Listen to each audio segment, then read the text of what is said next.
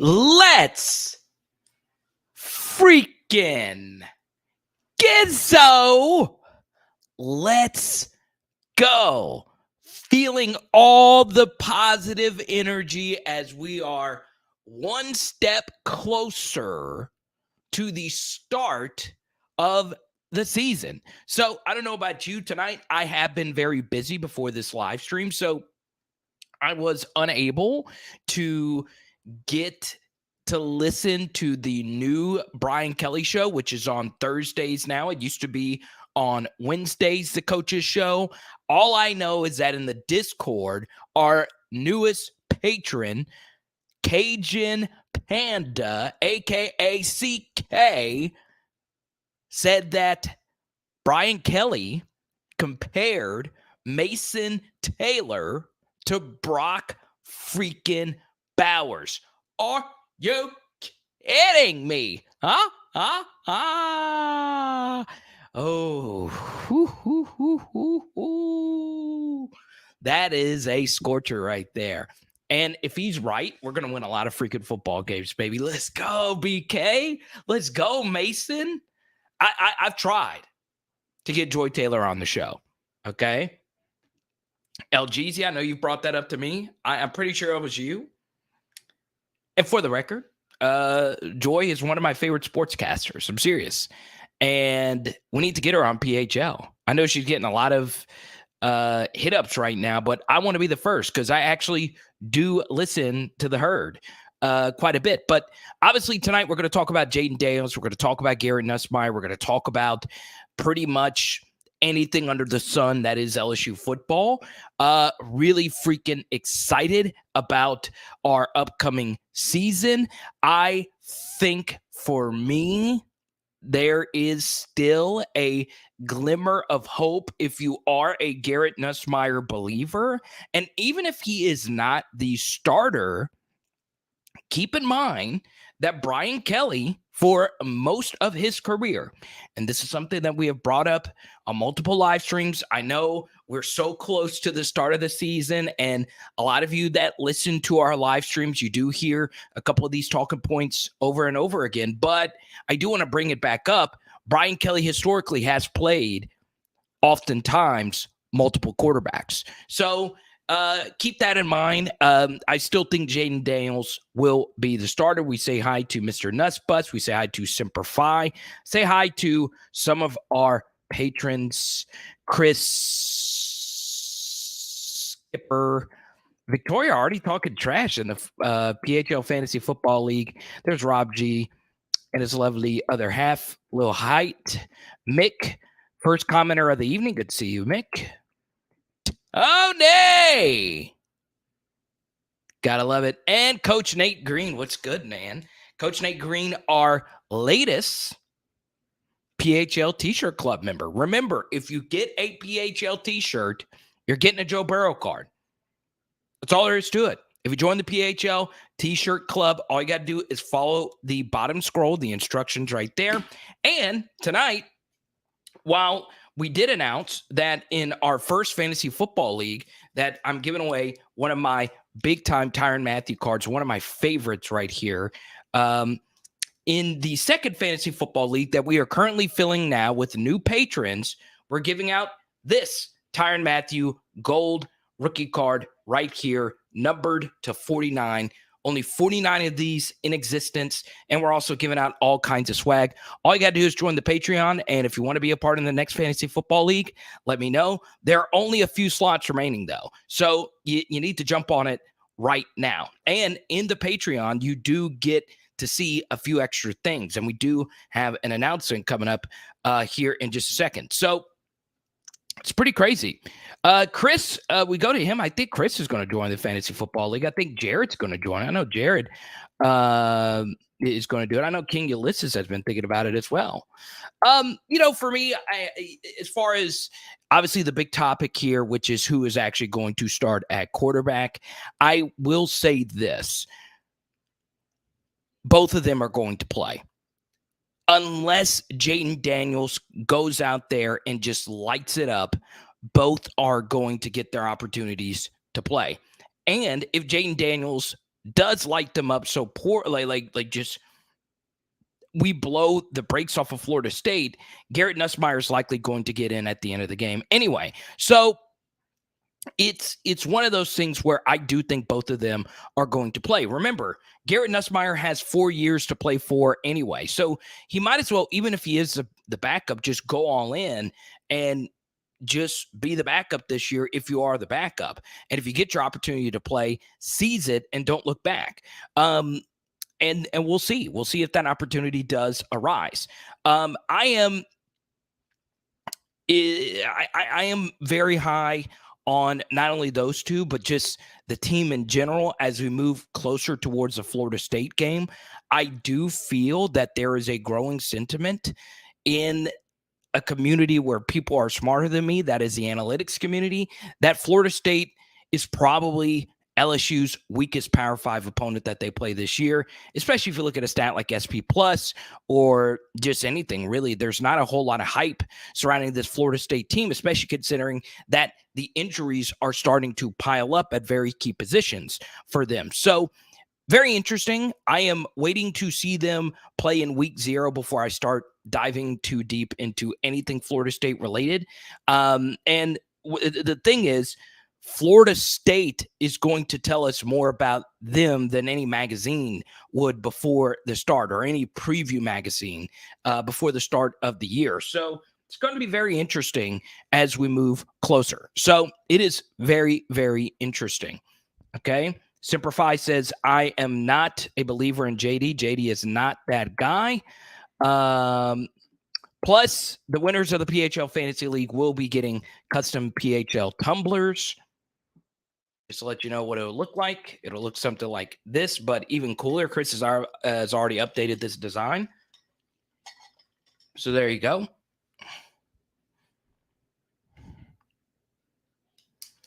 What's up, Zay? Good to see you. Dwayne, good to see you. Ray, good to see you. Tyler, good to see you as well. You might be getting a Tyrann Mathieu card to add into that collection.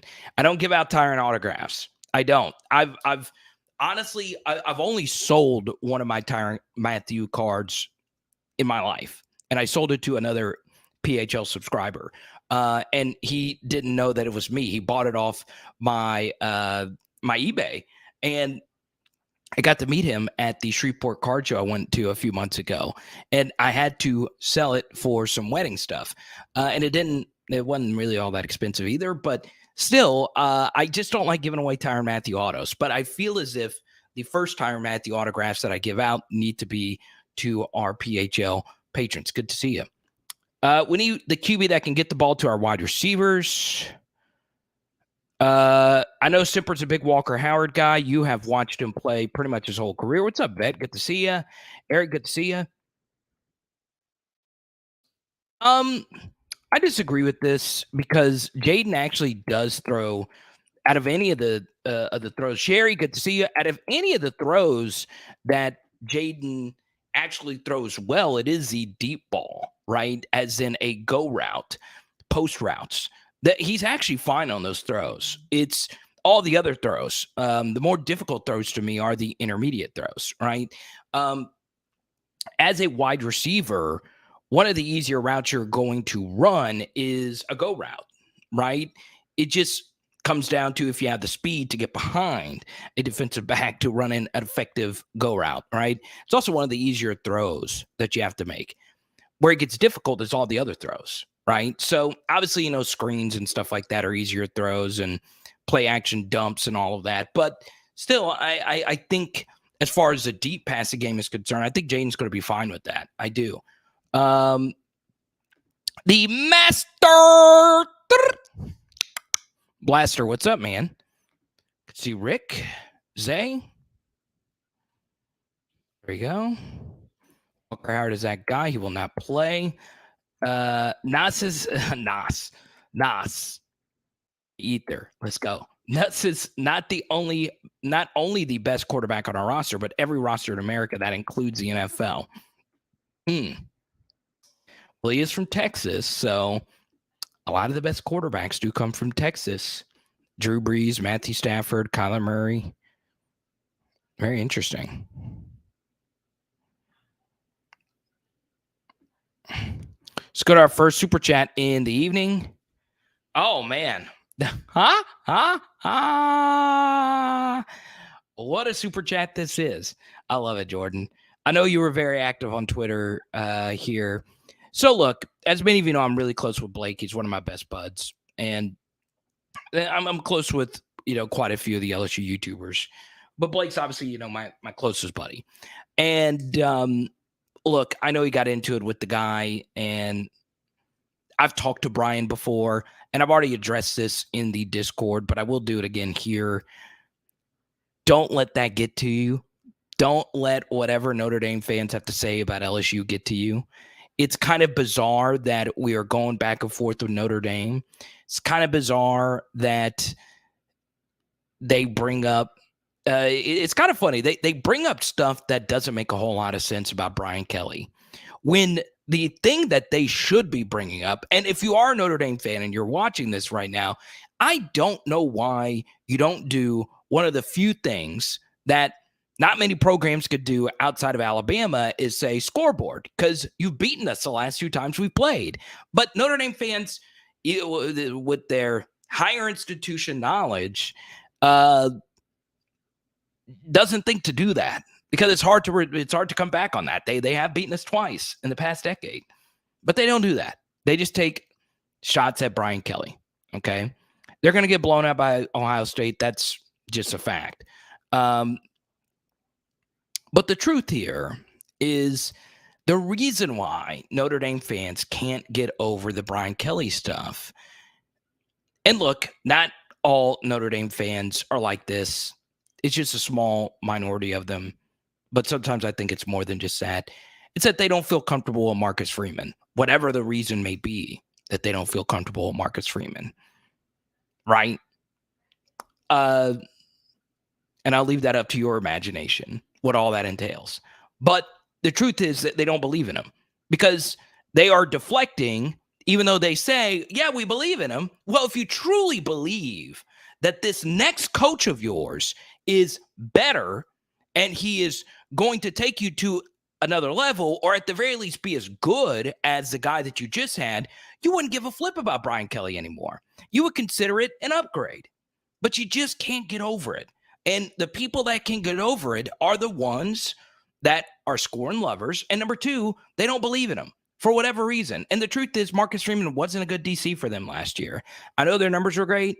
There were 3 games last year where the starting quarterback for the other team didn't play.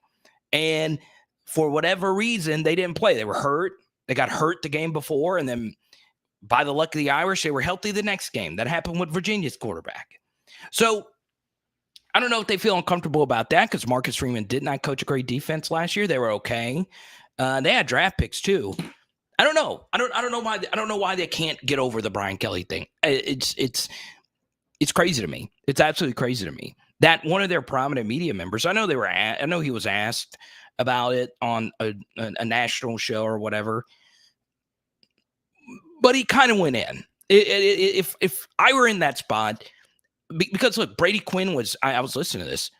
Brady Quinn was asked about this on the Pat McAfee show. And I was driving. I was like, okay, Brady Quinn's about to just go in on Brian Kelly. He kind of just deflected it. He said, look, I was disappointed at the time, but we're moving on with Marcus Freeman. Seems like the simple thing to do. Instead of saying, oh, this guy's a disaster, I didn't think he was any good in 2020. What? Really? When he led you to the playoff and got beat by the greatest non-2019 LSU team maybe ever? It's crazy to me. It's crazy to me. But yeah, I wish Marcus nothing but the best, right? We're never going to play Notre Dame. We're not going to see him in the playoff. We might see him in some off-bowl game or whatever. They're obviously not. Neither one of us are probably going to the playoff this next year. So we'll see. And we go to Jason right here. Bang! Look at Jason right there. Sending some love from Montana. Go Tigers. Thank you so much, Jason, for not only your generosity, but spreading the love of PHL. Jason is a PHL T-shirt club member. And I really appreciate that. So, Jason, you get to pick the next topic. I know you're one of those guys that if you want to ask a question, you know to ask a question, but you go right on ahead. Thank you so much also for your friendship. You know, you can always reach out to me. And I really do appreciate you. This is pretty big for me. Thank you. I really needed it because the wedding bills, last week it was vet bills, and now it is the wedding stuff that is starting to happen. And pretty much every dollar I get from football season that's not going to rent is going to whatever Haley's heart desires. Gotta love it. But Jason, I really do appreciate you. You know, anytime, you know, you get a Hundo Club member, it goes a long freaking way. Now, here's what's really interesting is a few of our Hundo Club members, like Jason, are traveling right now. Okay. Shout out to a lot of our Hundo Club members. One is currently in Greece. He'll be coming back pretty soon. Shout out to Van.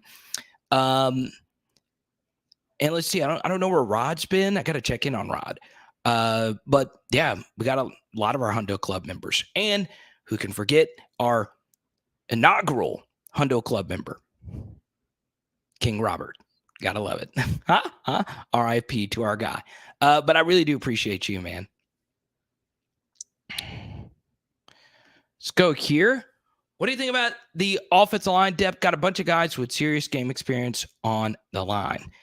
Yeah, Eric, you don't have to tell me what to do. And I don't think I was begging either. So, yeah. I like that. I like it when people say, hey, don't do your channel like this. I'm just going to come in and tell you how to do your channel. Gotta love it. What do you think about the O-line depth? Got a bunch of guys with serious game experience on the line. Love it. I think the depth is fine. And this is how I truly feel about it, Jason. I truly do believe that the offensive line depth is better than what it was in years past. I know that sounds a little crazy, but I do feel the unit might be deeper, even though this one is a lot less unproven. Okay. Dwayne, thank you for your super chat. I really appreciate you. Your cash apps are always very nice. Thank you so much, Dwayne. And Dwayne, you get to pick the next topic. You and your lovely daughter. I really appreciate everything you do for me. Okay. Now,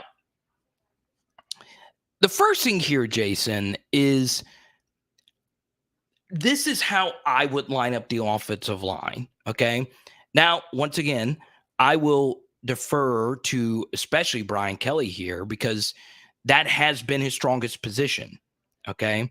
By far his strongest position. And Jason, I actually have a very special thing that I want to share about the offensive line. Okay. In just a second. But I first want to answer this. All right. I'm going to bring up Carvis's offensive line. He knows a lot about offensive line play as well. I like and I agree it is deeper. Left tackle Will Campbell, left guard Frazier, center Dellinger, Bradford right guard, and Wire at right tackle. So, Jason, I would be fine with this offensive line. That is not how I would start it, though. What I would do is go Campbell at left tackle, Shorts at left guard, Dellinger at center, right guard Frazier, and right tackle Bradford. Now, why would I do that? It's not necessarily for the starters, but it's actually for the backup, right? Cam Wire is the perfect backup offensive lineman. That's what he's done for his career. He has played better as a backup, but when he has started, he has had some tougher games against better competition, right? So for me, I like Cam Wire being the swing guy, the number 6 guy, because he can play all 4 of the non-center positions. He's very athletic. He's very capable. He's very hungry. And he's a Louisiana 3-star. You know, those guys are built different, right? So I truly do believe Cam Wire is a really good player, but I prefer him being the number 6 guy. And I would start Bradford who may not be the fleetest of foot at right tackle, and he's probably better suited as a guard.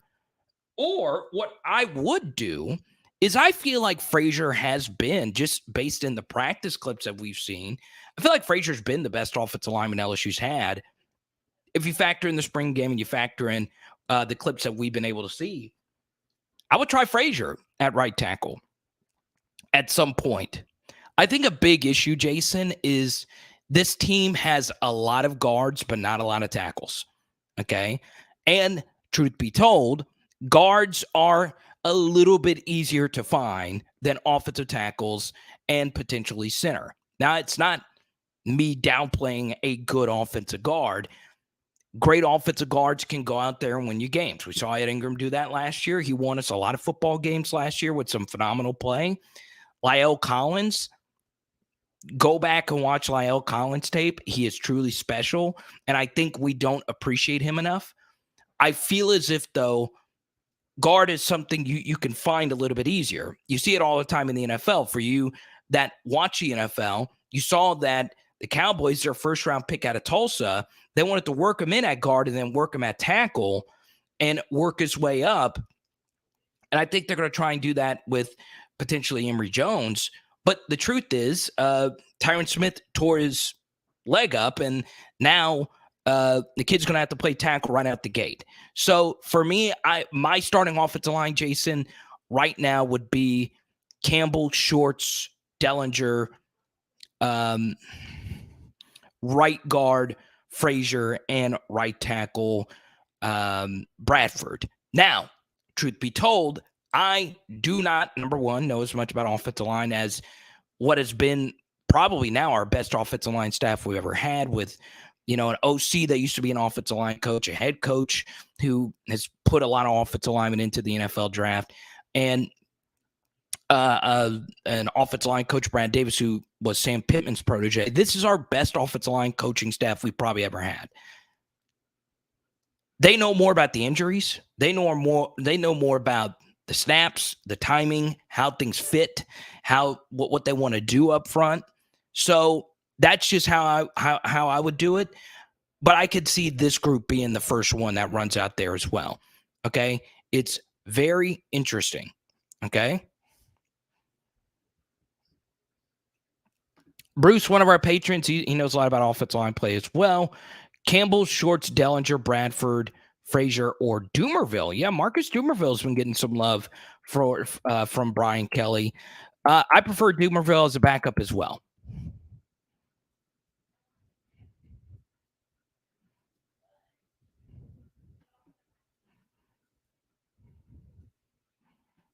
And please, no trolls.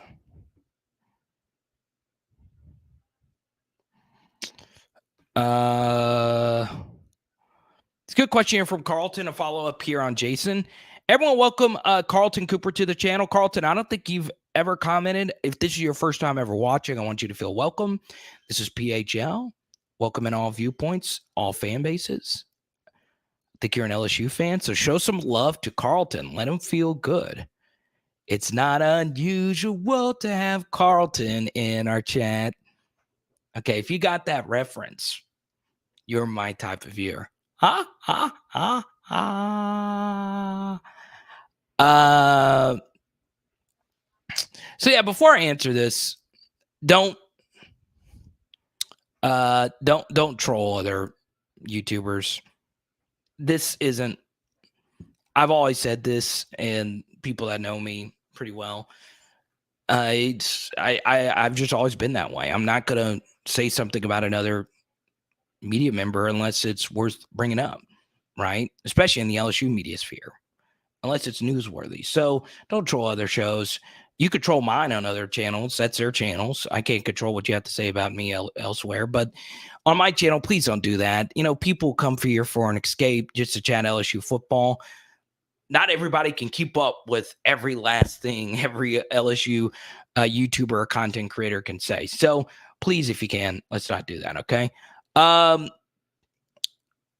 So much love to you, Carlton. Cardell Thomas will finally get a chance to play this year. Okay, so I'm not going to talk a lot about Cardell because I don't think he's in the rotation, and I don't think he's going to play a lot. Um, one of our patrons shared this, Chris, in the chat about, Cardell, his play isn't due for a lack of effort, right? I do feel he's tried his best to get where he needs to get. Now, once again, I can't say 1,000% how hard somebody works. I've always been that way, unless it's like known and it's out there, like a Devin White, if you will. But we all knew Devin White worked hard. We all knew that was confirmed by 1,000 different people. But even then, only that player can say if they really are working as hard as they can. But just based on on all things, and it's all good, Carlton. I misspell and misspeak all the time. And if it makes you feel any better, Brian Kelly also misspoke on a few names. And, there's so many names that come into LSU football. I don't fault Carlton or fault anybody, really. But at some point, still, and plus, it's hard to remember how to spell everybody's name. And we just figured out how to actually pronounce Kayshawn's last name. But the truth is he's not going to be in the rotation, right? Now, there's a lot of injuries that happen. He does have a lot of experience. He played a lot in the Texas A&M game. But this is a danger about, YouTube, right? And I've shared this story a few times about Cardell Thomas, all right? I just got to make this clear. It's hard to go viral on YouTube, and it's hard to become famous, okay? Cardell Thomas is famous for an offensive lineman. It has never happened. There has never been a viral offensive lineman coming out of high school. There have been like 5-star recruits. There have been hot pursuits. There have been the Cam Robinsons, the Chantrell Hendersons of the world, but nobody that generated millions of viewers and had a nickname and had a whole lot surrounding him. And that was kind of unfair to Cardell, right? What else is he going to do?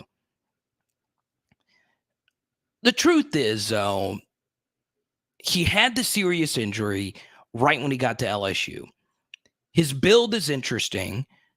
He's obviously very athletic for his size. It's just, it's not all gotten put together correctly, right? Now, you can fault and just bring up a lot of different things as to why that potentially could be the case.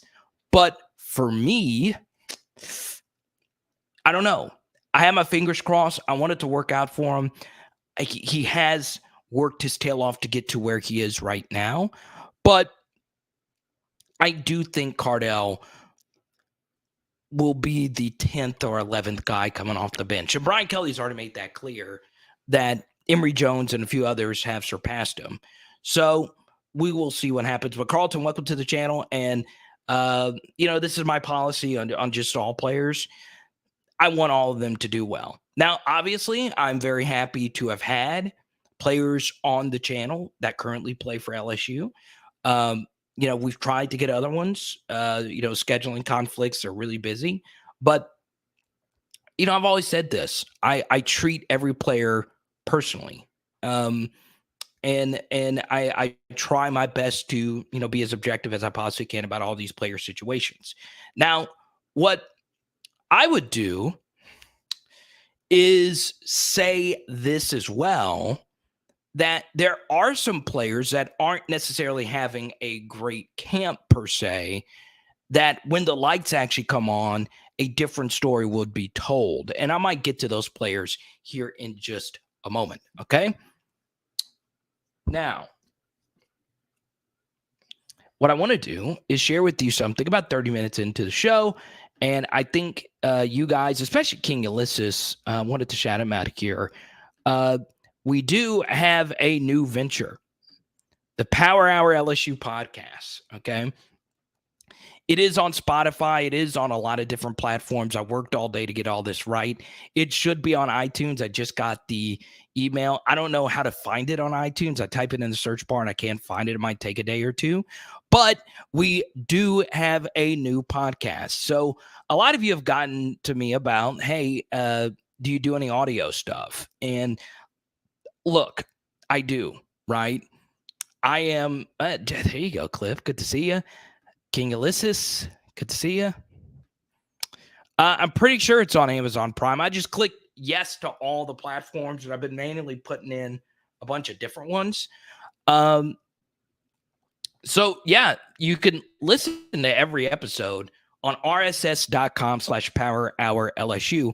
And every episode is going to be free. Now, there will be some private podcasts that I do drop just for the Patreon community, but the episodes that I'm going to do here are going to be free. So the good thing though about being a patron is everybody got to listen to my first episode this morning. So there will be some episodes I will drop early on Patreon, especially ones that are not time sensitive. So if you go here, you see that I've already dropped 2 episodes, okay? Brian Kelly, Ed Orgeron, and the truth about national championships. And yes, Brian Kelly can recruit, but does it even really matter? So if you want, you can listen to this on your way to work tomorrow. It's kind of like the audio version. And the good thing is, unless otherwise specified noted, or I didn't say that smoothly at all, it's going to be different than the actual show. So I'm not going to be ripping what I do on this show and just putting it on here. It's going to be different. It's going to be a little bit more general. It's going to be a little bit more relaxed and open. So it's very, very important. Okay. Now, let's see. Rico, I'm getting a few complaints. If I get another complaint, Rico, I'm going to have to block you. Let's see. I get 1,000 comments at once, so it's kind of hard to keep up with all of them. Cliff, you get to pick the next topic.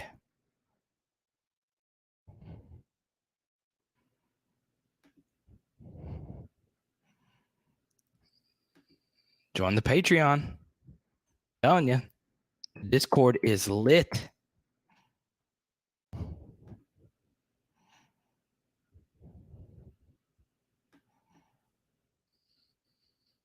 All right, Rico, if you have another questionable comment, I've been getting a lot of like just emails, messages. I don't know what all you're saying, but please be careful. Contributing to the Stop the Blake Slander Troll Fund. I'll tell you this, Blake does not care about what anyone has to say about him. So don't have to worry about that. But thank you for our super chat, for your super chat, Jordan. Okay. So, Jordan, you get to pick the next topic. Let me know.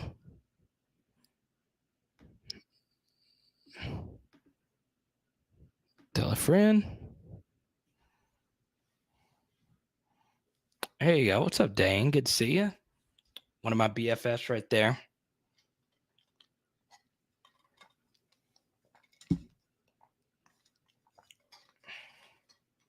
So, yeah.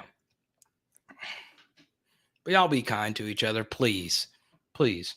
My live streams are very chat centric, and I'm telling you, if you sat right here, it'd be hard to keep up with pretty much everything that's going on. Okay.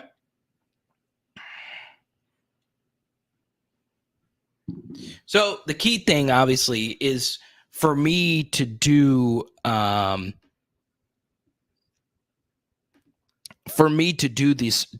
podcast. Michael B, thank you for your super chat. Is you guys have to listen, right?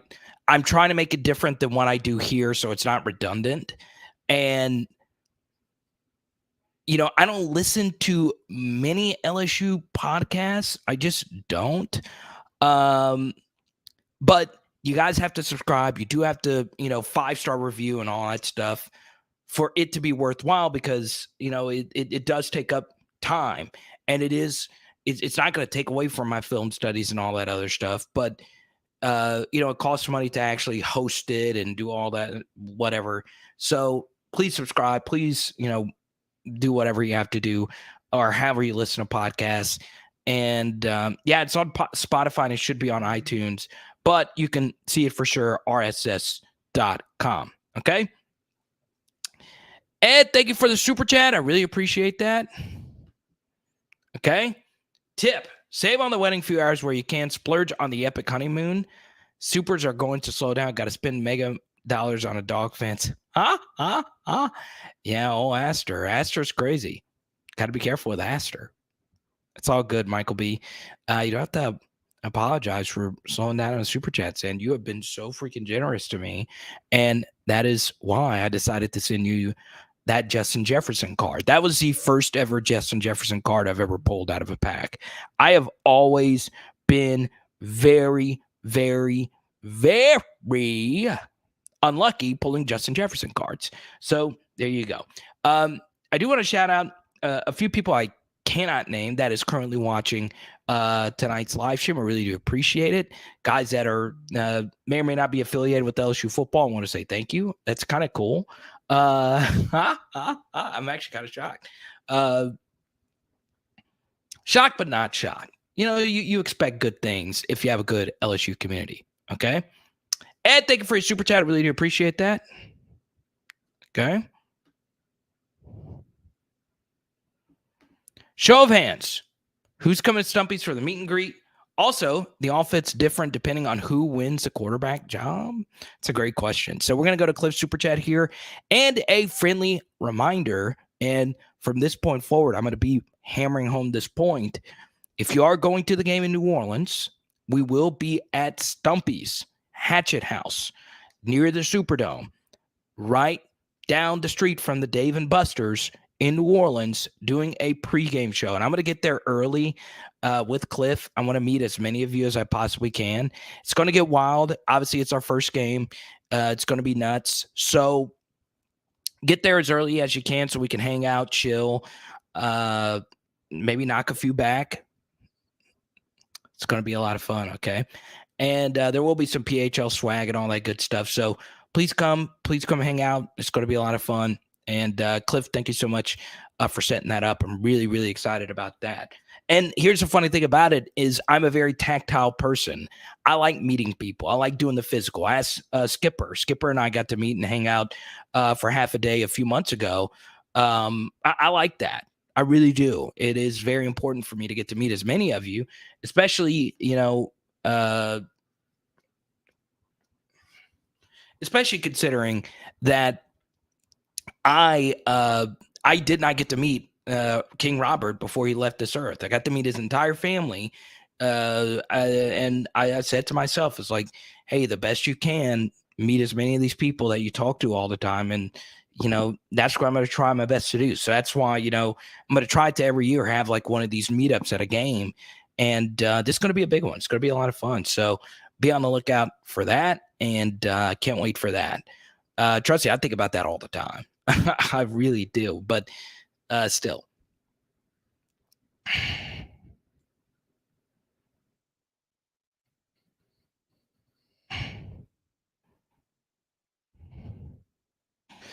Now, how's the offense different depending on who wins the quarterback job? It does change. It does. Now, I will say the offense would have been radically different if Miles was your quarterback compared to the other two. Now, it can be a little bit more similar, but I do think we say, hey, Garrett Nussmeier is a dual threat quarterback. Well, we tend to overrate maybe his dual threat ability, as in he is not a scrambler. Now, that doesn't mean he can't run for yardage.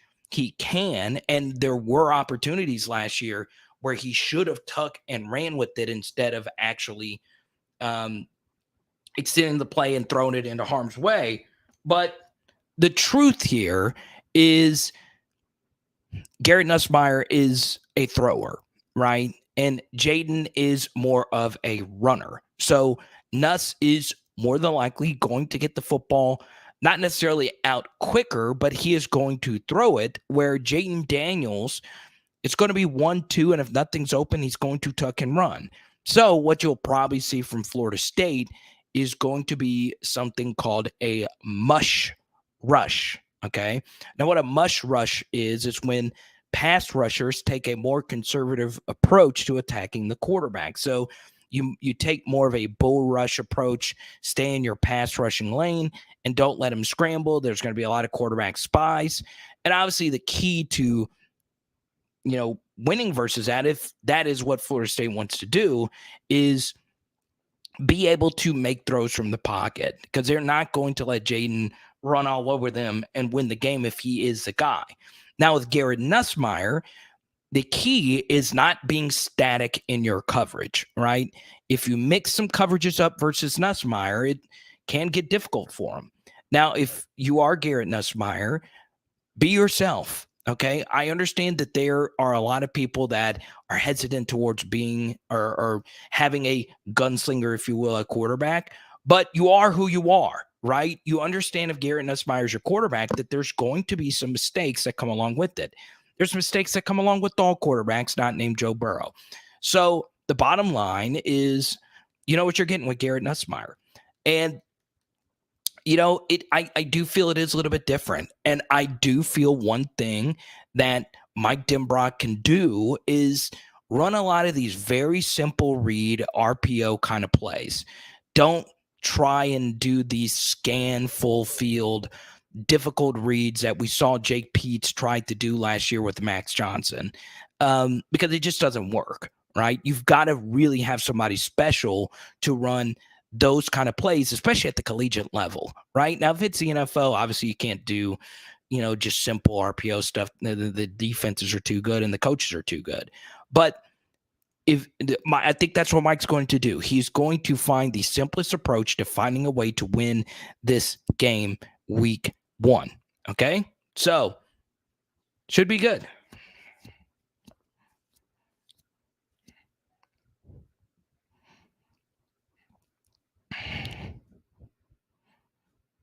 So if I answered your question, what's up, Danny? Good to see you.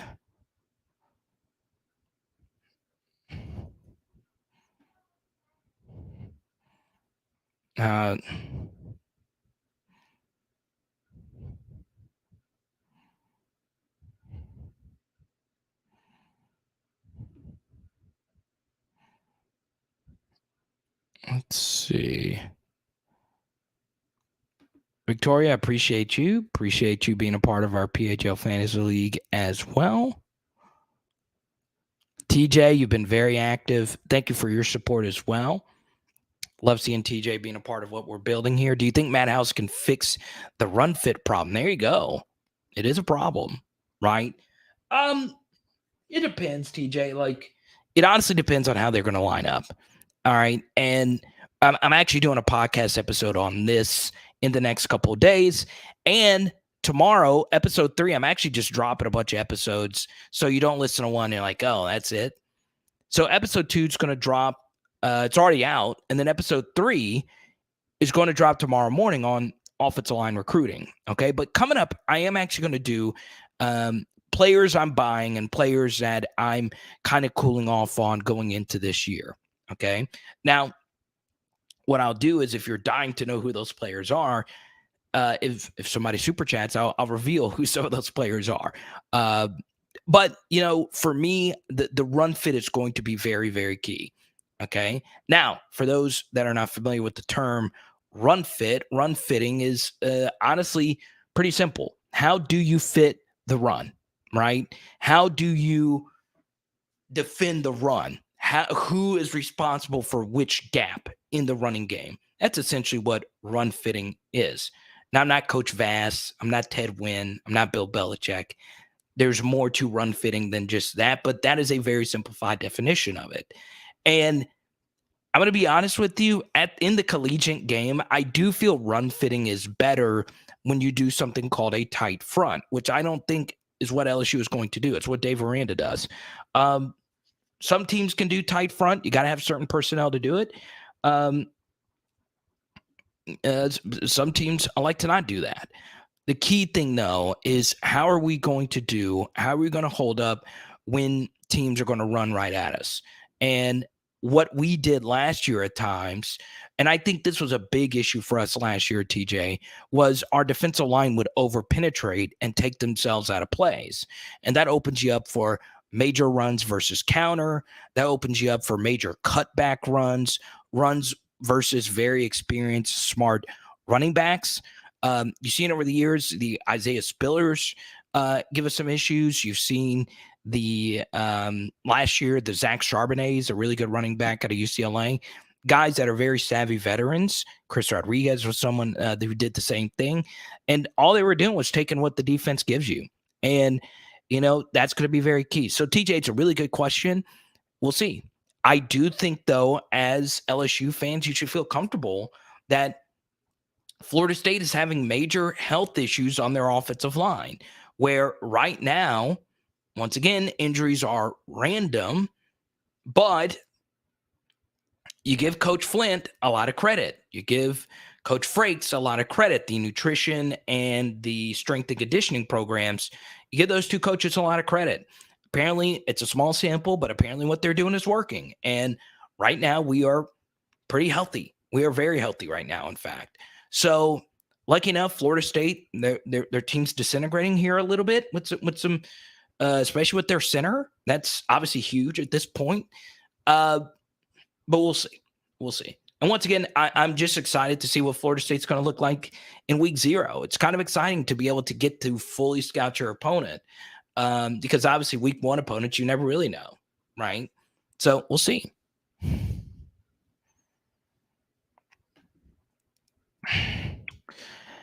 Yeah, Mason, good to see you again. Once again, I make it to a home game this year. I want to go to a home game.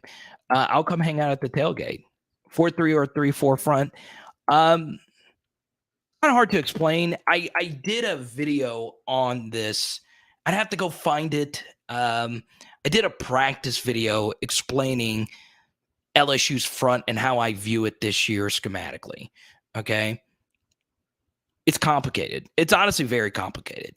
Unless you have visuals. Okay. But what I will say is we are running a 3-4 with more 4-3-ish principles as in terms of who is responsible for which gaps, just based on how I see it. Now, I don't know. I'm not there. I'm not a coach. I don't know what their keys are or anything like that. But yeah, for me, Mason, if I was a DC, I try and do a tight front. I just think it's the simplest thing. It just makes things a little bit easier for your backers. And yeah, here's a good example of this, right? Take someone like Devin White, who his entire career, now let's be honest, Devin White, he's right up here for a reason, okay? Branson wants to join the T-shirt club. There you go, Branson. Appreciate it. All right. There you go. Look at that, Branson. Huh? I don't like calling you by the name Branson Cat. I just like Branson Cat. Hit me up at Instagram, Branson, and I will for sure do that. Okay. Now, I'm going to answer Mason's question really quickly about 4-3 versus 3-4 because he did invite me to his tailgate and he did super chat in our last live. So what I'll do, Mason, is I'll find the video here in just a second and send it to you. My thoughts on the 4-3 versus 3-4. It's different, right? Because what I think a lot of LSU fans do is when you hear 3-4, you immediately think Aranda, right? Because Aranda is known for his 3-4, but it's not the same thing, right? Saban's 3-4 is very different than Aranda. Now they have different principles and different, and there are some similar terminologies. Saban's obviously more known for his coverage, and Aranda is more known for his fronts. But still, it's very, very interesting. So, Branson Cat, thank you so much for joining the PHL T-shirt club. But Mason, long story short, to your question, I will say this. I do think you should be concerned a little bit about the run fit issues, right? And what, Branson, go on ahead, fire away your question, Congratulations. Richard, welcome to the channel. And we go to Danny Super Chat. Danny, you and I have become really close. I appreciate your friendship. I appreciate, honestly, your mentorship, right? You were the one, and I'll say this, and I hope you're fine with this. You were the one privately pushing me to just release the SEC channel. I share with you, God, I'm just thinking, how are people going to view this SEC channel? I don't think it's great or whatever. I want to say thank you so much, Danny, for pushing me. I really do appreciate your support. I'd like to buy Coke for peace in the fan base and in the media circles. We have all been bickering since the UCLA game, and we have had a long, chaotic offseason. We need to beat FSU for the healing begin. # win the war. I'll say this, and Skipper brought this up in our Discord, that the offseason here has been longer than most. Okay? Rob, thank you for the super chat. I appreciate that. Okay?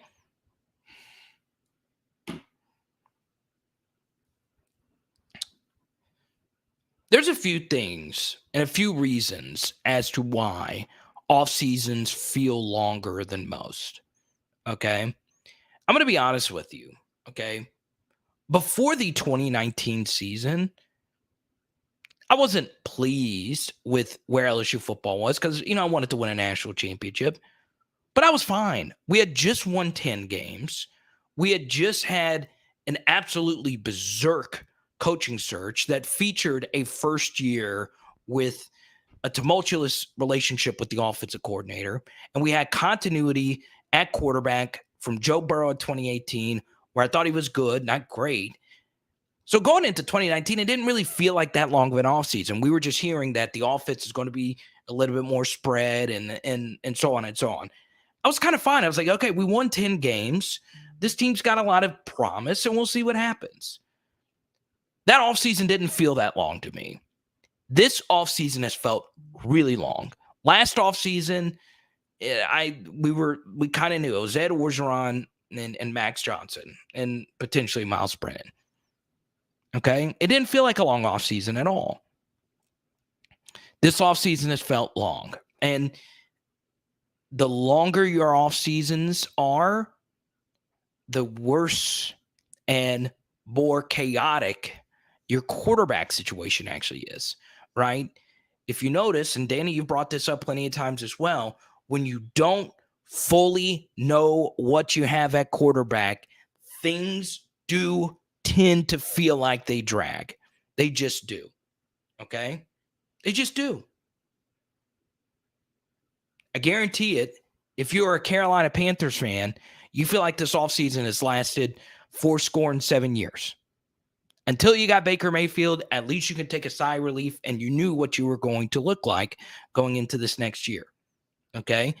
When you have quarterback uncertainty, the worst of the fan base comes out. It's just true. Okay? I saw this during the end of the TJ Finley era. I saw this at the end, all the way back to the Jarrett Lee, Jordan Jefferson days. Quarterback discourse is vitriolic. Doesn't happen at any other position. Okay? I don't see anyone kicking over trash cans, calling people names, saying stuff that, your grandparents would frown at. You don't ever see that when we're discussing that Cade York is no longer there, when we should be wondering if Cade York is a bigger loss than Max Johnson, if Cade York's shoes can be filled. We're still trying to figure out who the kickoff specialist is going to be. Coach Polian brought that up last night. There's a lot of different positions, but for some reason, quarterback discourse just gets toxic, gets vitriolic on all different spectrums. Okay? It's just how it is. I got into it with a random stranger recently on the internet. This guy was just destroying Jamarcus Russell. Just destroying him. He doesn't play anymore. He was great at LSU, right? I saw someone recently destroying Jarrett Lee. Jarrett Lee doesn't play anymore. I think Jarrett Lee played as good as you could expect Jarrett Lee to play. I thought he was fine. I thought he had a fine career. He wasn't spectacular, but not all quarterbacks can be spectacular. It's the quarterback position. It's different. And I feel like just this quarterback battle with, the connection to Miles and so on and so on, it just extends things. And it feels like we are having a never-ending cycle of nothingness. But we are close. And I really appreciate this super chat, Danny. It's a very good super chat as always.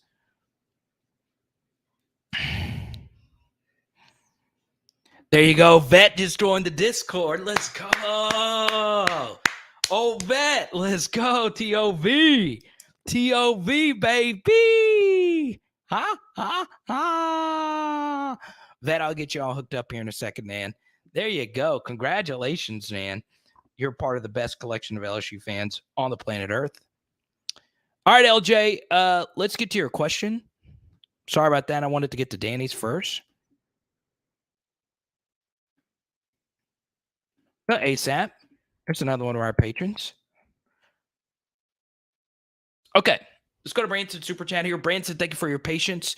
Rob, we go to your question next. Thank you for your super sticker. I really appreciate you. Okay. What is your honest opinion of our chances that after this season and the following 2 years we win an Addy? What do you need to do this year to set up for that? And what needs to happen recruiting-wise? All right. Really good question here. Honestly, a very strong question. Okay. Now, the first thing I'll say is the first episode of our podcast does touch on national championships. So I don't want to spend too much time on, what it takes to actually win a national championship.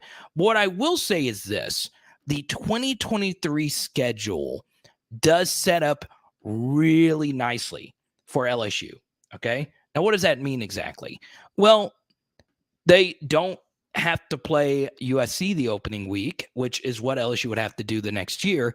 And whether or not you think USC is going to be any good this year, at the very least, you can acknowledge that in 2024, which will be the year 2 of the Malachi Nelson regime, they're going to be pretty good. Okay. Well, it'd actually be year 1 of the Malachi Nelson regime. So the bottom line is they're going to be good. They're going to be really good. Okay. So for me, I would say next year is a really, really good year for LSU to make a run at it. Okay. Now, why is that important? Why is that important?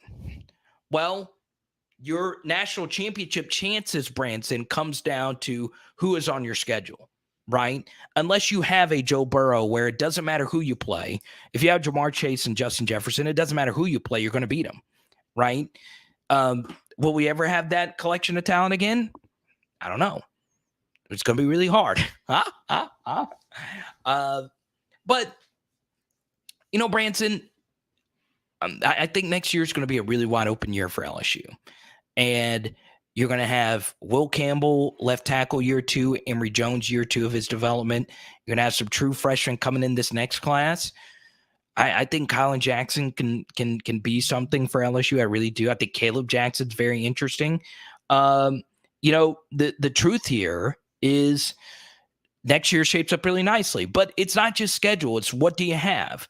Well, LSU's quarterback room is going to have 2 top 100 players that theoretically should be entering the primes of their careers. Okay. Normally, year 2 lets you know if a quarterback really is any good or not. Year 3 is normally going to be your best year as a college quarterback and just as a college player. Year 3 should be your best year. Okay. So quarterback sets up really nicely. And look, we're gonna have an absolutely loaded wide receiver room, and maybe Shelton Sampson could be that extra X factor that they need. There's a lot of pieces that will be there. Obviously, you get Mason Smith back. You get Savion Jones back. You get a lot of very interesting pieces coming back for that unit. Now, Branson, for them to make a run next year, they're going to need some year 4 guys as well. I think they're going to need someone like Jay Ward to make a decision to come back, or Major Burns to make a decision to come back for that to happen. And they're going to need some miraculous things to happen at corner, because I don't think you can win a national championship with bad corners. I just think at some point, the quarterbacks are so good in the playoffs now that you're going to get exposed if you don't, right? And I think that's honestly what happened to Alabama last year versus Georgia. Their corner play disintegrated. So yeah, it's very, very, very interesting. So yeah, I think 2023 sets up really nicely, Branson. But honestly, on a more macro scale, there's a few things you do need to happen as well. Now, Nate Green, you get to pick the next topic. We'll go right into it. Rob just wants to know what I'm sipping on. I'm sipping on some punch. I like that, man.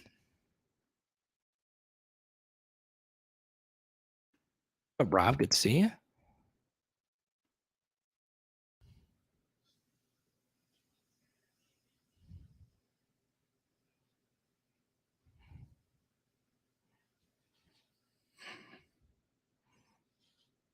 I think the chat's gotten a little better.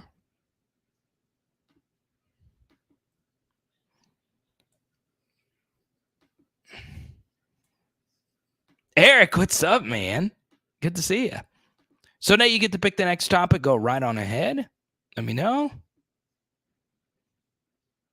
All right. Jordan, thank you for your super chat. Let's go to Nate's super chat. But Branson, finishing up on the national championship thing, LSU is going to continue to recruit at a top 10 level. All right. And this is honestly episode 2 of the podcast that I just dropped, where I wonder if it really does matter if Brian Kelly can recruit or not. And I know that sounds preposterous, but the bottom line is, as long as you don't Dan Mullen recruiting at LSU, you're going to be fine. Okay. But that's episode 1, national championship, and episode 2 with the recruiting. Okay. So thank you so much, Branson Cat. Thank you so much for your support. I thought one of the coolest things was getting to be interviewed for one of your class projects. That's obviously really cool. I was so honored to do that. So thank you so much. I really appreciate you. If the wide receivers are the strength of the offense, wouldn't Nuss or Miles have been better choice at quarterback? And don't get me wrong, I love JD's game. I got you. Okay. So it's sometimes not as simple as that, right? Like, if the wide receivers are the strength of the offense, wouldn't Nuss or Miles have been better choice at QB? And don't get me wrong, I love JD's game. Okay. So what's interesting is Aaron brought this up, and Aaron was a dual threat quarterback in high school a few live streams ago. And we touched on this a few times. Okay. And this gets a little X's and O's a little bit, but coach, you're a coach. So obviously, you know this. And a few of you others that, follow football X's and O's. Running back play is better if you have somebody that is mobile at quarterback. It's a game changer. It changes one position entirely on the defensive side of the football, and that's defensive end. Defensive end play is a lot harder when you have to play a dual threat quarterback. So for me, and honestly, Coach Nate Green, I'm going to play a clip because Jordan's question right here has to do with the running backs. William, thank you for your super chat as well, holding it down in North Carolina. William's got a few PHL T-shirt club members in his family. I want to actually play this clip, all right, really quickly, because some of you probably haven't seen this. We played this on a live stream a few days ago, but I want you to really pay attention to what Brian Kelly has to say about the running back room, okay? And I promise you, Coach Nate Green, with your super chat, I'm going to tie this in with the quarterback position. You guys know the situation with John Emery. I really can't get into the specifics of that because of the Buckley Amendment, but he's certainly a guy that's going to be part of what we do this year. Then Noah Kane, as I mentioned, was really impressed with him today. Amani is a guy that we're going to count on. Williams has been probably as consistent as any back that we've had. And Nick Demas has done a really nice job. So, Leonard Fournette is not in that backfield. I mean, so, we don't have like that marquee guy, if you will, but all of them, complement each other very well.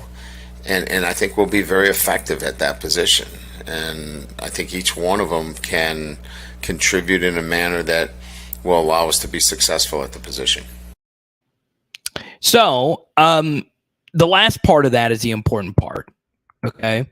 So, the truth here is none of the LSU running backs are special talents.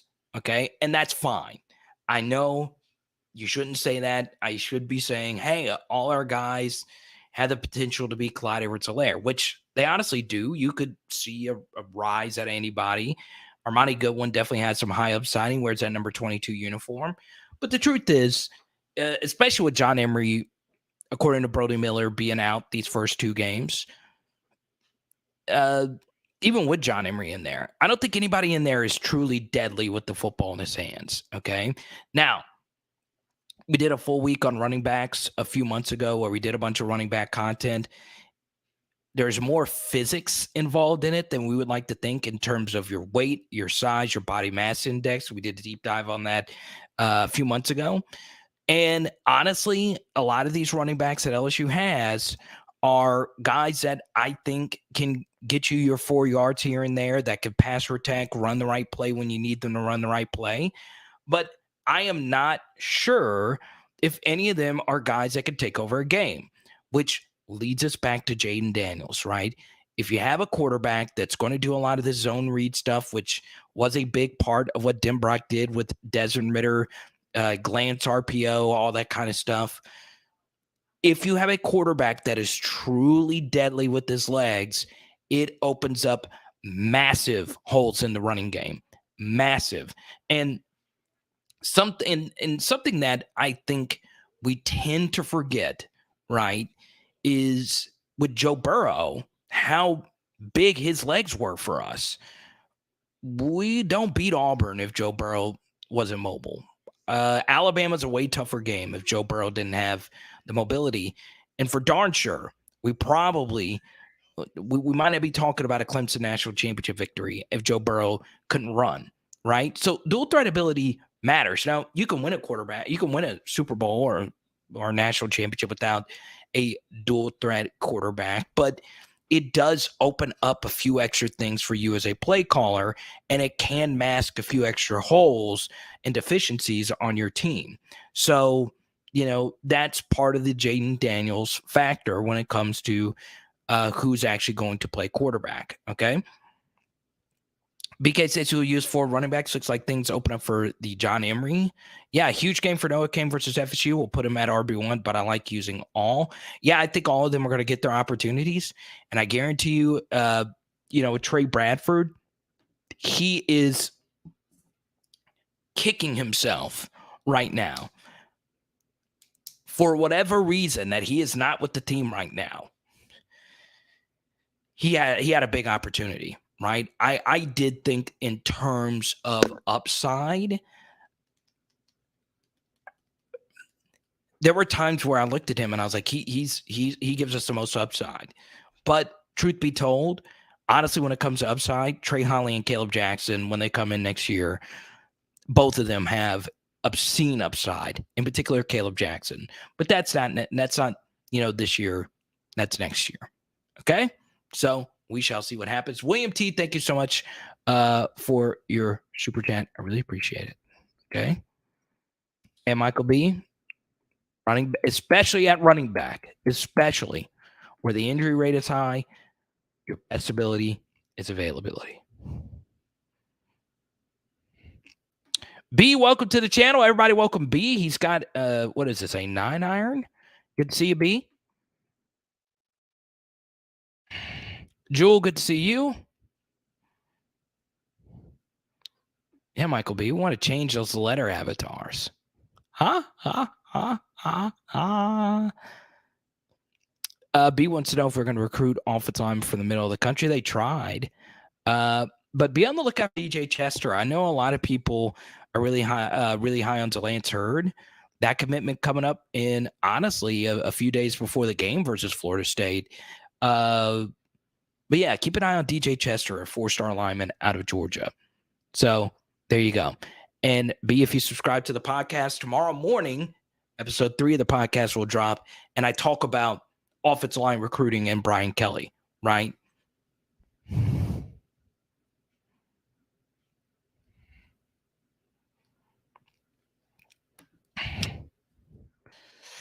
Why is this myth accepted that Nuss is a better thrower than JD? It's like y'all hear stuff on the internet that you agree with and run with it. Look at the film of JD throwing the football. You can sling it. I just think Nuss is a better thrower, but that doesn't mean JD is a bad thrower per se. So yeah, two things could be true. But yeah. Alan, good to see you. Running back and wide receivers like to get a lot of touches to get in a groove. Too much rotation. Yeah, it's something you brought up, I think, a few times on my channel. Good to see you again, Alan. Wishbone RPO. Huh? I love it. Let's see here.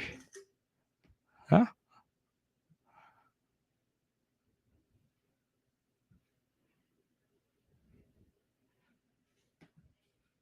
Thanks for answering my question. I'll send some money when I put my daughter down.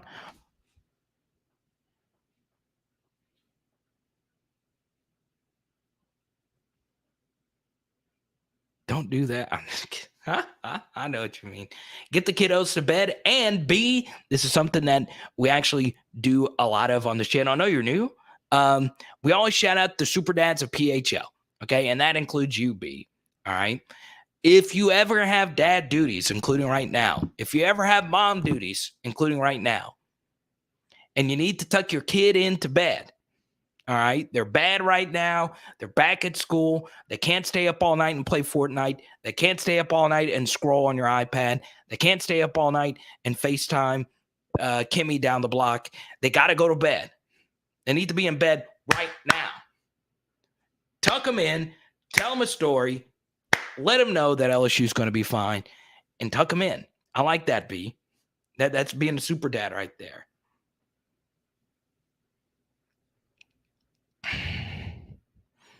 I'm telling you.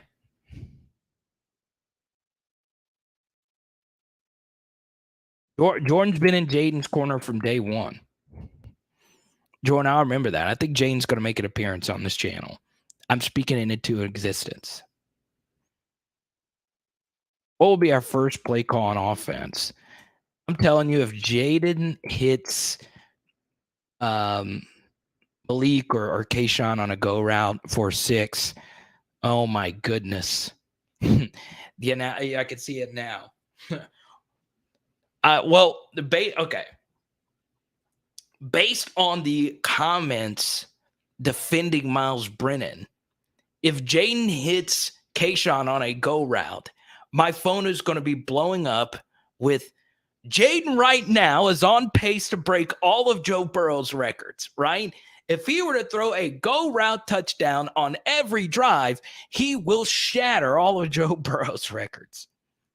I've tried to explain these small sample sizing with Miles Brennan 1,000 times, but still, as many times as I said it on this channel, as many times as I said it, people would still comment, did you know that Miles Brennan was on pace to break all of Joe Burrow's records? Oh, man. I cracked myself up. KP, what it do, baby?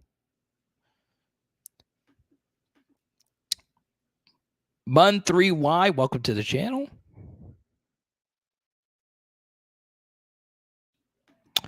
I do not listen to Moscona.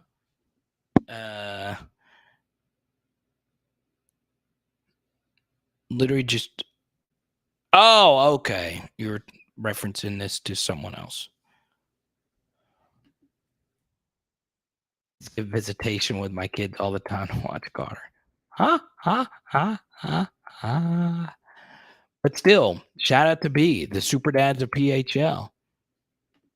I think Jayden's accuracy has improved a lot since getting here. Isn't this the first time he's had an actual QE coach? Shame on you, Arizona State.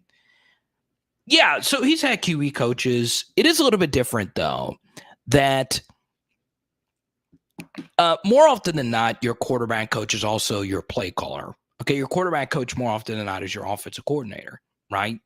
Well, that is not the case here. Your tight ends coach is also the offensive coordinator, where you have your own quarterback coach who does their own thing, and it's very interesting, right? So, this is Jayden's first time to get one-on-one with a quarterback coach full time, and then of course working out with Jordan Palmer this offseason obviously helps out, and you hope that improves his accuracy.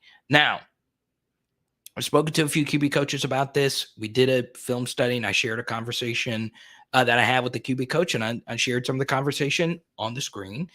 And he's not gung ho, I'll say, about Jayden's mechanics.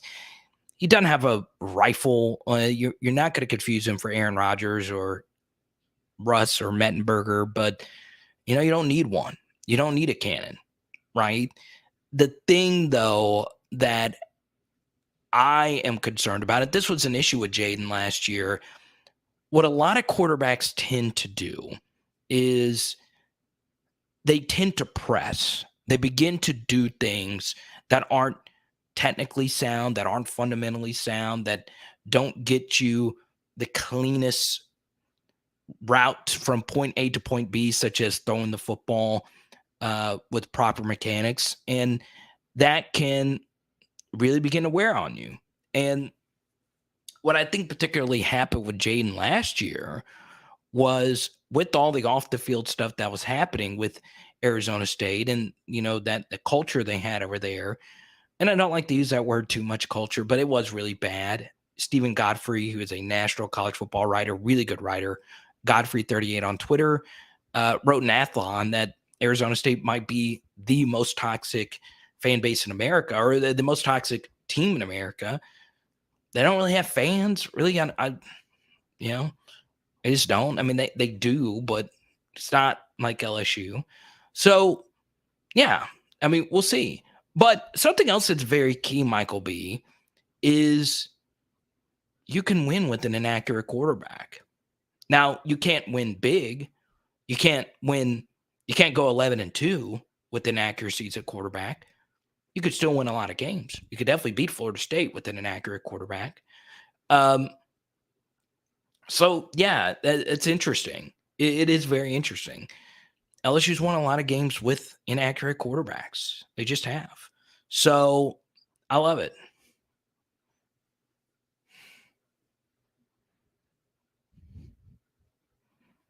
Plum, good to see you. Creek, what's up? Oh, look at this. Black Goatee and his lovely wife, D. Hey, Carter, this is my season. Well, let me know, Black Goatee, are you going to the game in New Orleans? Because I know you made the trip out to UCLA last year. This is my season wish list. Number 1, Mason Smith to be referred as Agent Zero. Okay. So, Black Goatee, I like earlier with another comment, I am perfectly fine with misspelled names. My only issue, though, is I think if Mason was reading this, he would take your opinion a little bit more seriously if you spelled Mason the way he spells it with the Maason. So that's the first thing. The second thing is I like the nickname Agent Zero. I do. I think it's cool. There you go. Oh, thank you, B. I appreciate the super chat. There you go. That's nice. Referred to as Agent Zero. Number 2, when Kayshawn scores, I want to hear booty, booty, booty, booty, rocking everywhere. So, you know what's funny, Black Goatee? On Thursday, we'll have our contest. Not this Thursday, but the next Thursday. Which wedding song is Haley and I going to walk out to in our reception? And we should actually do booty, booty, booty, booty, rocking everywhere. I found you. That it should be. I also think, even though Booty sounds cooler, I think Kayshawn saw how popular Boudreaux's butt paste was in Louisiana. It gets hot. Hey, I see Kayshawn saying, hey, Booty is kind of a more marketable last name.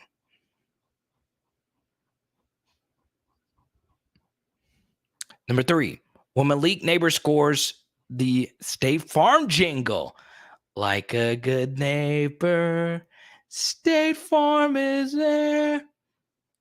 Here's the issue with that, Black Goatee. Okay. And it's a major issue. All right. I believe Malik is signed with Gordon, who is an insurance agent, right? So we can't have conflicts of interest. But State Farm's got a pretty big bag.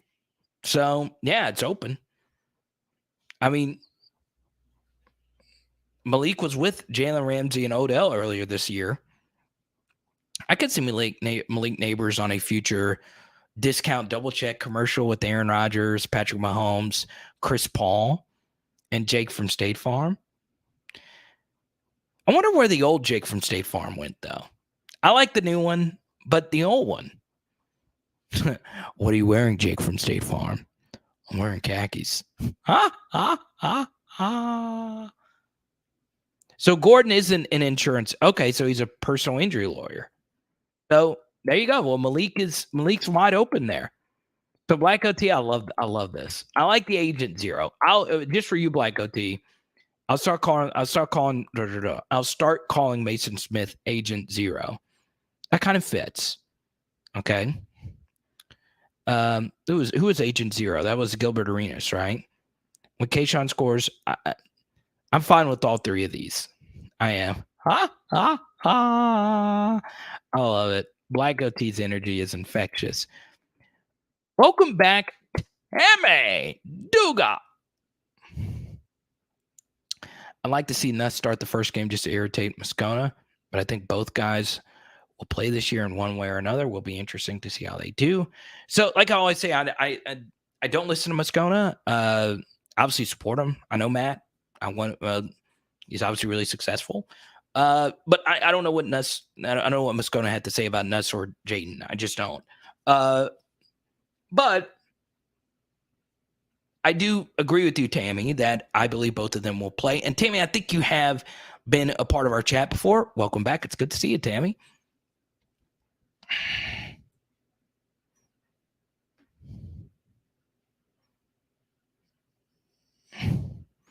Kayshawn first team All-American.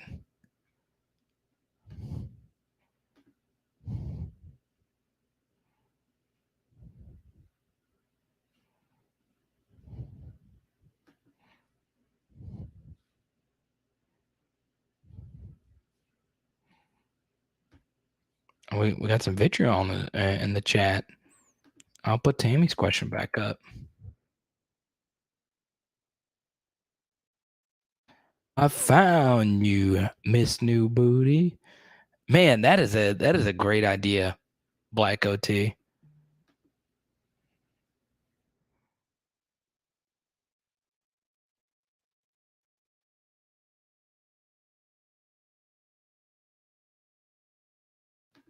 Huh?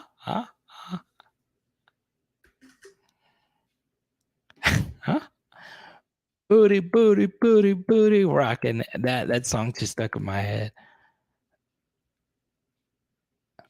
Oh, Skipper, don't put that energy out there. Coach Nate, I kind of want Brian Kelly's first play to put Cardell at fullback, because Ed Orgeron did rumor Cardell at fullback. Put Cardell at fullback and run toss freaking dive. Just toss dive and just troll everybody. I love it.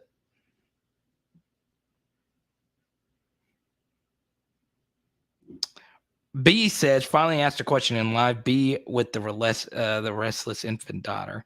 That's good, Brian. Blaine, thank you so much. I know you might have just wanted to be known by B, so I'll just call you B.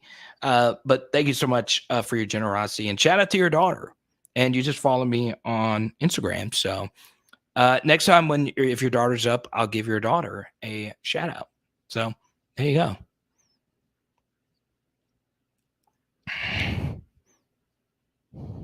Good question. TJ, you've been on fire with your questions tonight. That's good. Are we underrating Mike Norvell as a play caller at all? Well, you looked at what he did at Memphis. He was a 6.2 yard per play guy. You guys know how much that number means to me, that 6.2 number. Now, it was at Memphis versus lesser competition, but he was still a 6.2 yard per play guy. Now, as many of you know, Memphis has had just like an insane amount of skill position talent. So it could be that he just got lucky and he had a lot of great players. But yeah, Mike was a very good play caller there. I think what's different here, though, TJ, it's the same thing that's happening now with Jimbo. Honestly, if you're at Memphis, you really don't have to worry about anything, really, right? There's not. I mean, there are big boosters, but it's a basketball school, right? It's not. There's no relentless amount of pressure, whether that be from boosters, fans, message boards. I'm not saying people don't care. In fact, I am in a massive group chat with a bunch of Memphis grads. They do care, right? The truth, though, is it's different. It's very different. And Florida State's fan base can be relentless. Every college football fan base is like that. But it's also just, if you ask the national writers, if you bring up Florida State Twitter, okay, like these national guys that are unbiased and, don't really have one say so or the other, they will tell you Florida State's fans can be rough, right?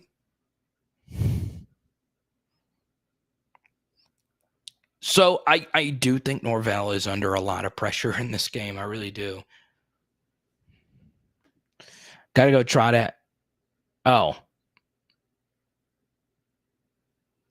this comment. Well, oh man. Well,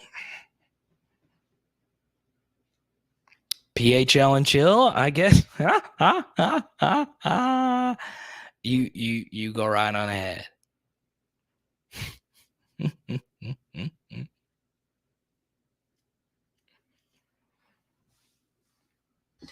Go on ahead.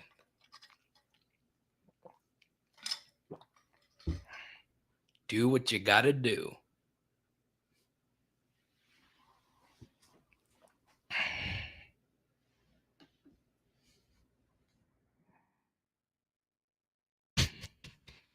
I can neglect.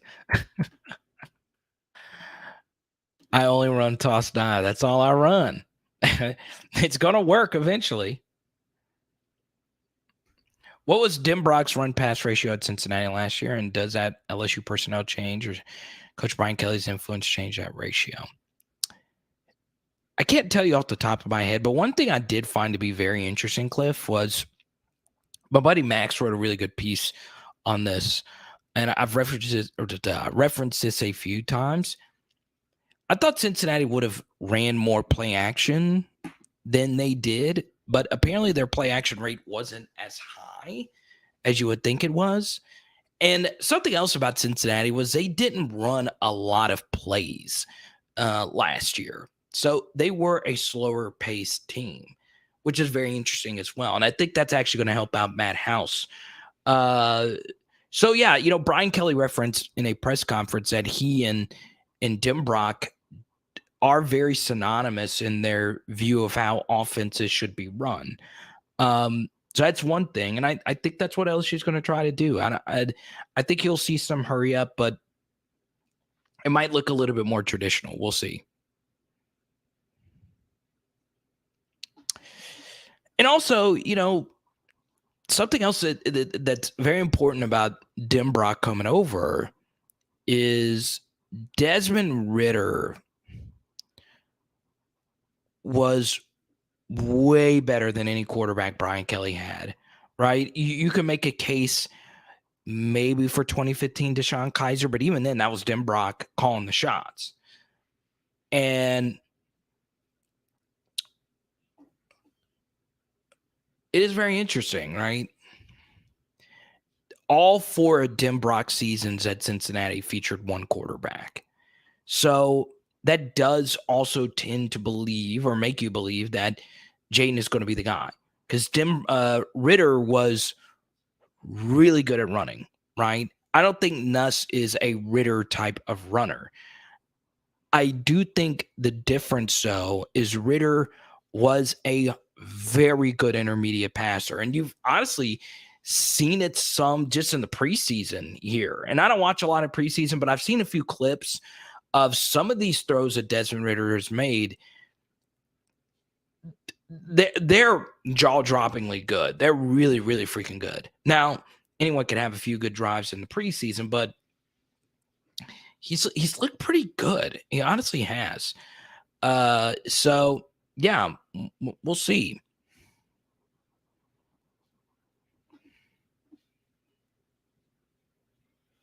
It's very interesting.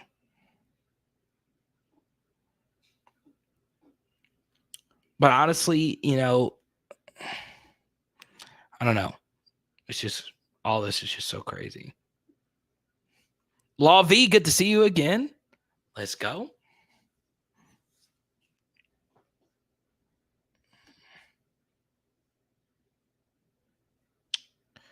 All right. So I decided to run this poll tonight. Are you attending a home game this year for LSU? And 60% of you said yes, and 40% of you said no. What's up, Will? We're talking about JAYDEN. It is very interesting, like how many LSU fans have never been to a game, and it blows my mind how many there are. And I hate that. I wish everybody could get the opportunity to go, right? And I got to experience that again earlier this year when I got to go to Liverpool and see my Reds. And that was a life-changing experience. And I know a lot of LSU fans want that opportunity. So, yeah, it's kind of interesting that one of the hottest tickets in LSU history has been the Southern game. Yeah, it's tough. It's tough. It really is.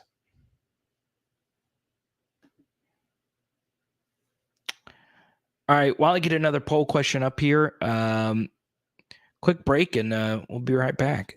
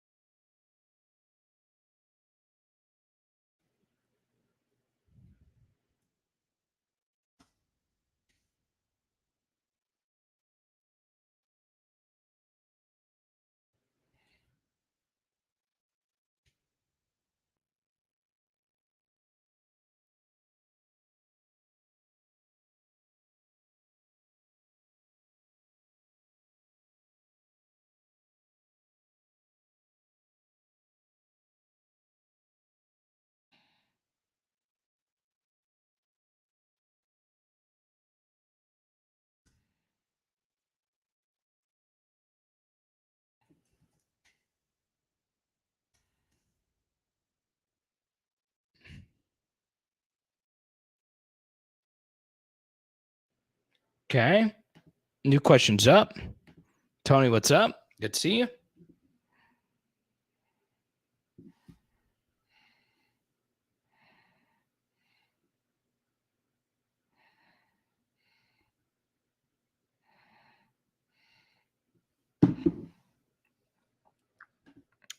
There we go.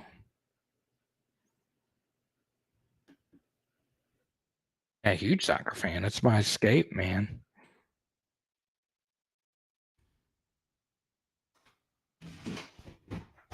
Honestly, I shouldn't even have brought it up.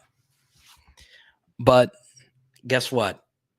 Win or lose, I'm still gonna support my guys, baby. It's my team. Right? Tony, it is pretty great. So what I'm gonna do, Tony, is thank you, Will, for your generosity. I appreciate you.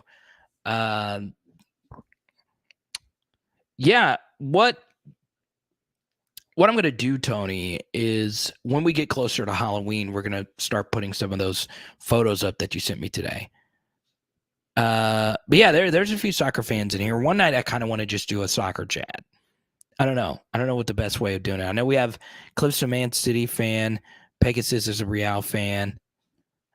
I think a lot of people feel this way, Branson. Even though the game is in the Superdome, we are still, just a few years removed from, the greatest game that will ever be played in that Superdome, if you're an LSU fan. So, I get it. I could see a lot of LSU fans that would much rather go to the Southern game. It's a game you're going to win. It's Brian Kelly's first night game in Tiger Stadium. And honestly, if you are a big-time Baton Rougean, you know historically how big of a game this is, LSU and Southern. And let's be honest, you're not going to see a band quite like Southern's in quite some time. You can argue these are two of the best bands in America.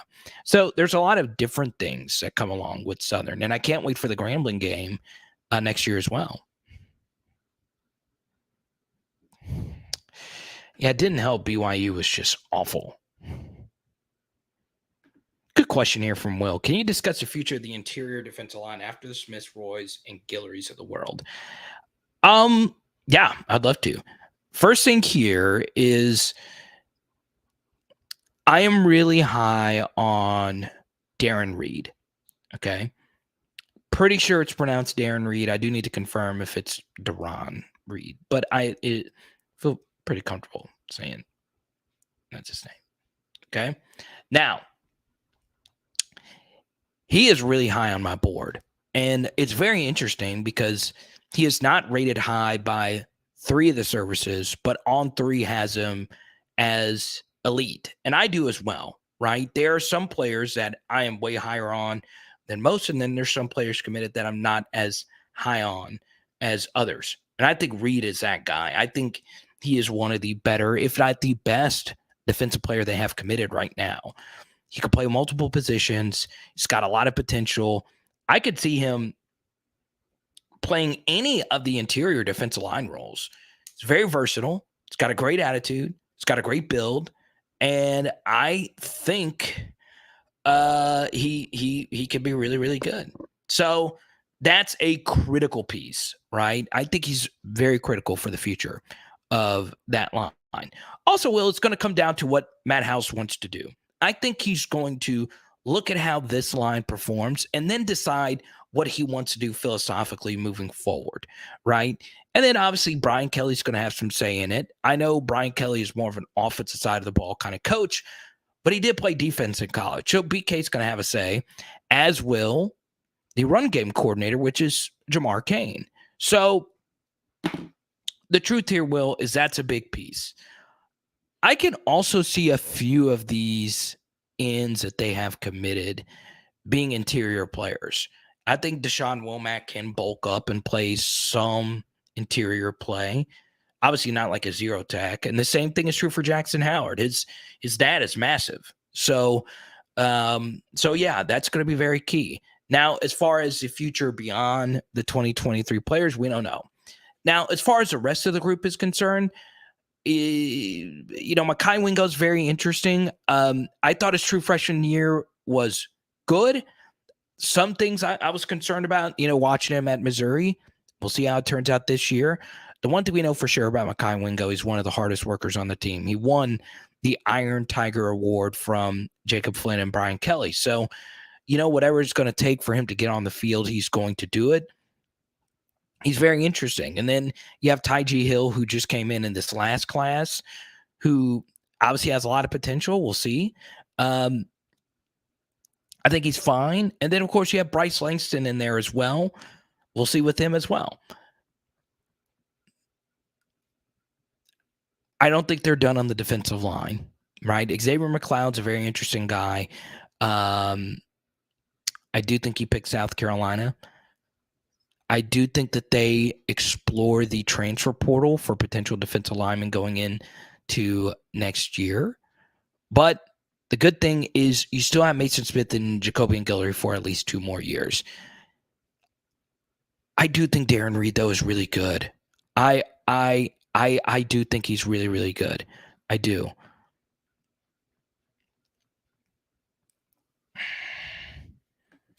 Womack will be that dude. It's very interesting, right? I've heard a lot of people complain about Shelton Sampson losing his fifth star. I don't get it, but Deshaun Womack has had a meteoric rise up boards, right? Very interesting player coming out of Maryland, right?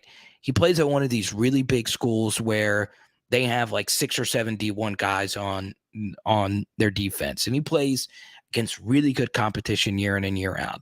I think he's really good. I do. I think there will be some transition, and I do think they're going to try and figure out what his best position will be. And then, of course, as Chris brings up, you have Quincy Wiggins as well, right? Build a defensive end in the lab, and he looks like Quincy Wiggins, right?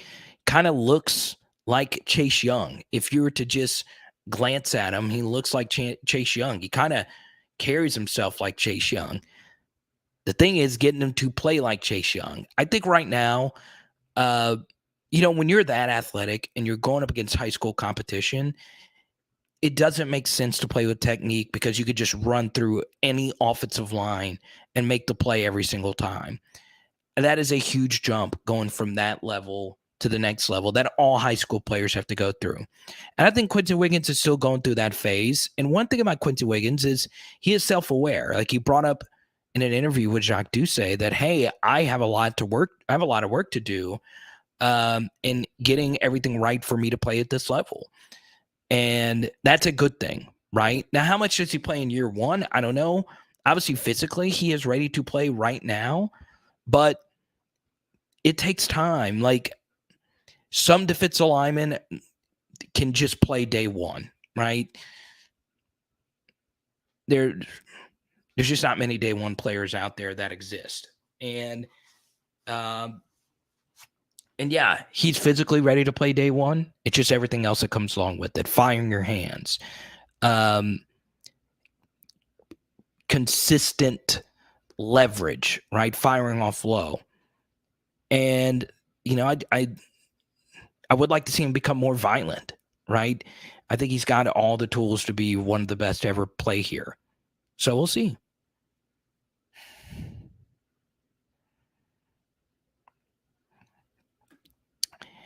Yes, Scooby, I don't know exactly how to address this, right? Because I have a lot of friends in New Orleans. I talked to a friend from college about New Orleans this week. And yeah, I know of someone that just got carjacked in the 504. It's crazy. I know a lot of you are familiar with Hold the Mayo, Snow Like John, my guy Devin. Go check him out if you love New Orleans culture and everything. He's just great. Yeah, I've seen, some of his videos, detailing some of the carjackings and just, keeping up with the news and all of that. So yeah, I'm going to be on the lookout. I don't know what you can do about that. For me, if I feel like that's crazy, I just park my car and I think the safest thing to do is just park your car in Harris, right? There's cameras all around. It doesn't make any sense to do that. There's no quick getaway at Harris. What are you gonna do? Break a window and wait for the elevator and voila, there's more cameras, right? That's what I'm probably gonna do if I do drive. I gotta plan my travel.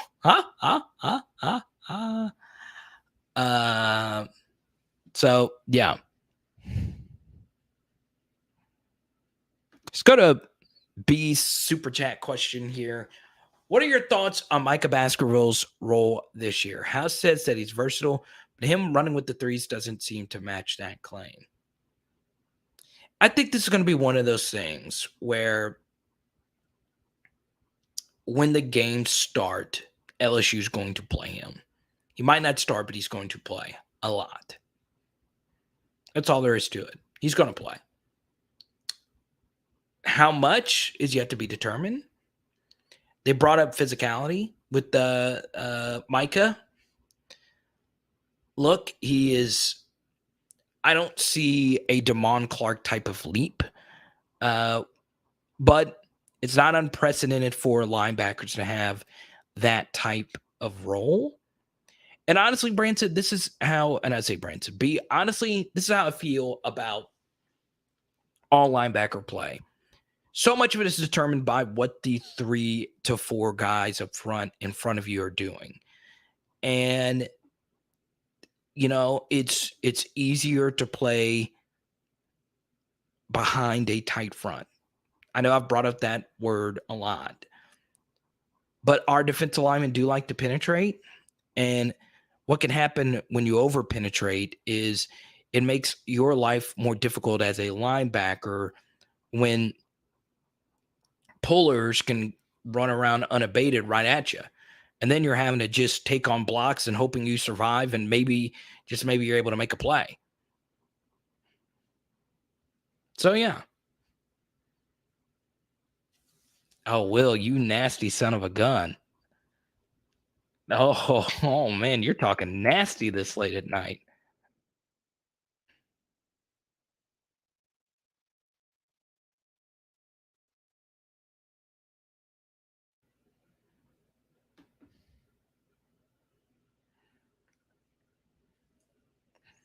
Haven't talked a lot about Greg Penn.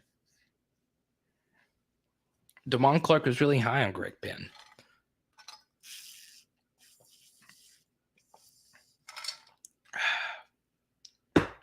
It is interesting. The talk has been about Harold Perkins. Harold Perkins had 35 tackles last year, right? He played more running back than he did traditional linebacker. And a lot of the times they just had him rushing off the edge and causing havoc. So, yeah, I mean, look, I think Greg Penn's going to be a good player for LSU this year. It's a good point. Yeah, NCAA coming out next July. There still will be like dynasty mode. They did an interview with 247 recently. So, yeah.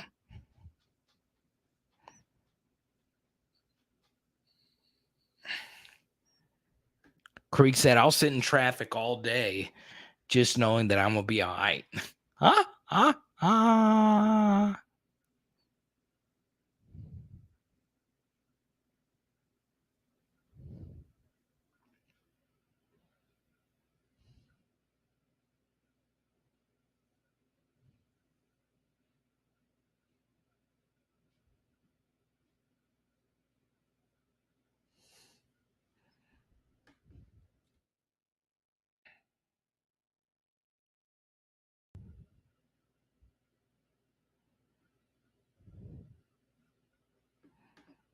Stanny. This is consistently receiving love and praise for being a good QB and the best option over JD. That's the thing, Danny. And this is honestly just, the world that we live in college football. I bet the Oklahoma City Thunder wish this wasn't the case, but in basketball, there's pickup games. You can play lifelike 5-on-5 basketball. Now you're not running plays, and you're probably not running as hard, but it's easier, right? Now, obviously, a lot of these players have coaches, private coaches, and they throw receivers, and they're 7-on-7. But the juxtaposition of everything else that you do compared to what actually happens in actual games is nuts. It's absolutely nuts. So it's wild. And that's the thing about in live action. We just don't know. And sometimes what we know in live action, and this is obviously very minuscule, but it doesn't tell us who that player actually is, right? Joe Burrow brings this up in interviews oftentimes that it took him a while to get used to getting hit again. It took him a while to get used to running again and feeling comfortable in his body again out there. It had been years since he actually played in a real game. So yeah, the live action thing is true. It's a very good comment. But quarterback is a really hard position to get reps in live action, which, it's tough. And when you're guaranteed live reps, you should take them.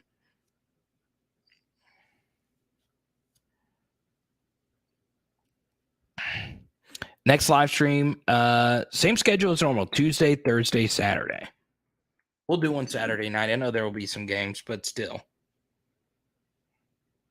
Let's go.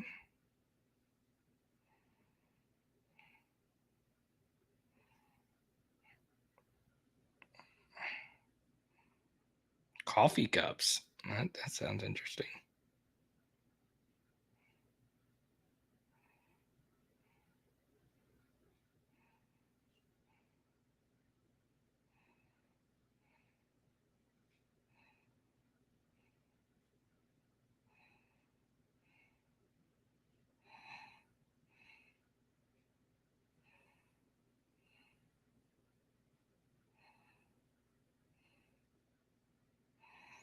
I want to show you guys this, okay?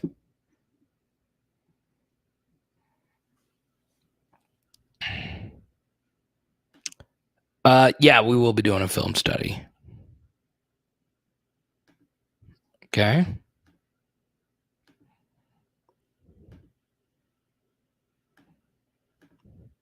Don't forget, subscribe to our new Power Hour LSU podcast, rss.com/Power Hour LSU, or wherever you get your podcasts.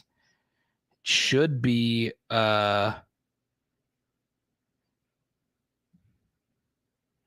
it should be on iTunes. They sent me an email saying it's on iTunes, but it's on Spotify. It's on a bunch of different platforms.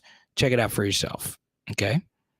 Look at that glorious face right there. Just look at that. Okay. Oh, it's coming up, Creek. But I'll let you know because you're Creek. Have some scamp tonight, baby.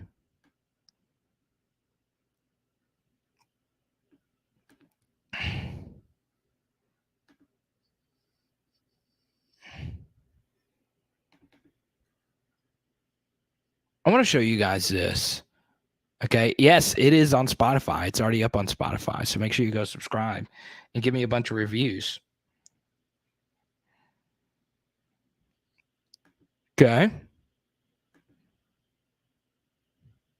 Look at this. I don't know if y'all are prepared to see what I'm about to show you. Okay. Well, actually, I don't know if I want to show you. Type Y for yes, type in for no. Do you want to see what I am looking at?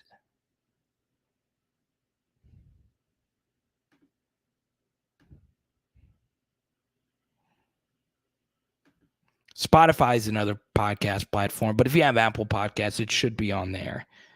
But Spotify, if you're listening, I will. Victoria's like, let me see it. Huh? I don't know. I don't know, Victoria. I'm trying to figure this out myself. Okay. So since Victoria's a patron,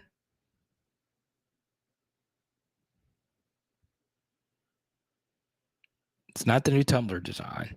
It's okay. In 5. I hope you guys put your kids to bed, okay?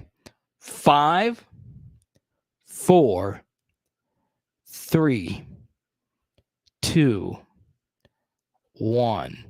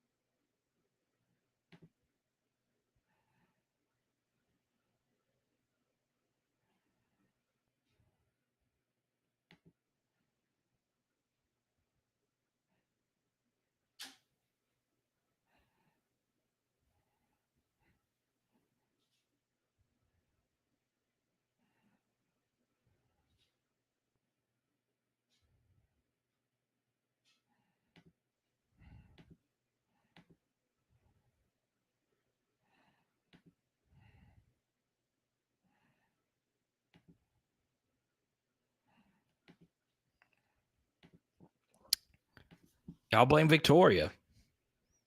That wasn't me. Y'all blame Victoria. Huh? Y'all blame Victoria. That wasn't me. I look, I can't. I don't know. I was kind of at a loss for words right there. What's kind of funny is you guys know, like sometimes with my fancy camera, the battery dies. Right when I put that photo up, it actually was like a few minutes after when I did the zoomed in photo. You can hear the camera kind of click. If you go back and watch the live stream, that is what happened. The camera died. The camera was like, I had enough.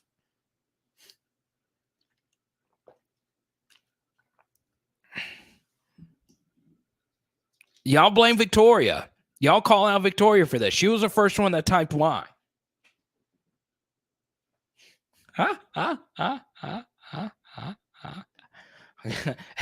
Victoria, I was waiting. I said type Y for yes, I pin for no. Nobody.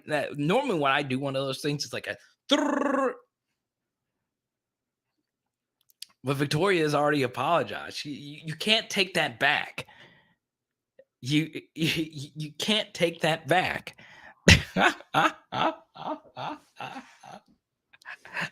Oh man. Oh man. Don't blame me. I'm think about me. I saw that image right before I joined the live stream. I tweeted it out. I had to tweet it out. I couldn't let that just I couldn't let that just be a part of me. Okay? I couldn't just let that be a part of me. Now, that was just one tweeter who tweeted that photo out, but was it actually a photo of Kirk? Is that photoshopped? I don't know. If it is photoshopped, it kind of it's a really good Photoshop. Oh man. All right. I can't. Okay, here's a nice one. There you go. Y'all don't let Jay Hill know I put Devin's jersey up there. But Devin hadn't sent me a game-worn autograph jersey. Okay. There's LGZ. There's Chris. See ya. There's Jack. Telling you, people are sleeping on Jack Besh. I'm telling you, people are slept on. Jack's being slept on a little bit. And speaking of sleeping on, this is the exact opposite of a Kirk Herbstreit tan job or a Kirk Herbstreit haircut. This is fine elegance. In fact, the Pressey Collection diamonds cut so deep, they could have given Kirk a better haircut. Pressey Collection, PresseyCollection.com. That wasn't the smoothest thing, but you get it. Pressey Collection. Check it out. Diamond pendants, necklaces, jewelry. Lots of good jewelry. Lots of good jewelry. PresseyCollection.com. PresseyCollection.com. Kirk is definitely picking FSU now. PresseyCollection.com. Jewelry necklace. I was trying to sound a little bit older than I am. I lost 20 viewers after the Herbstreit photo. Kirk's a good-looking man. He does not need the tan, right? Looks like Snooki. Well, Jeff hadn't commented all night, nor had Telly. And he was like, yeah, look, I enjoy your live streams. And then my kids were watching, and you post explicit content.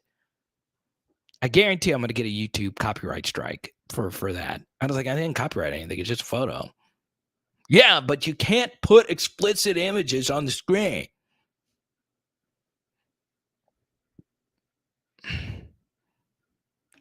Creek is like, I don't know if I'm going to get any sleep, but I'm going to try.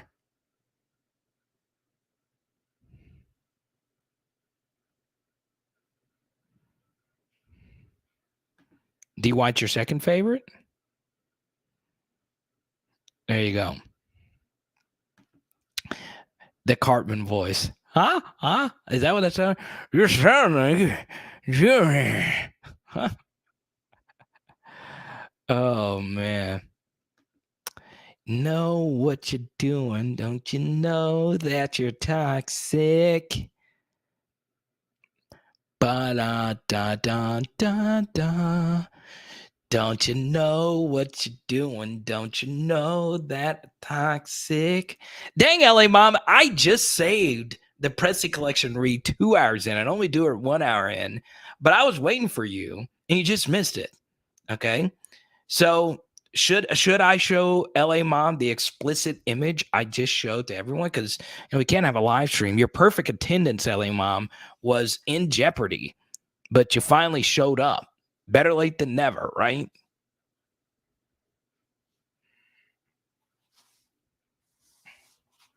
Should I show LA Mom the image? I mean, I don't know.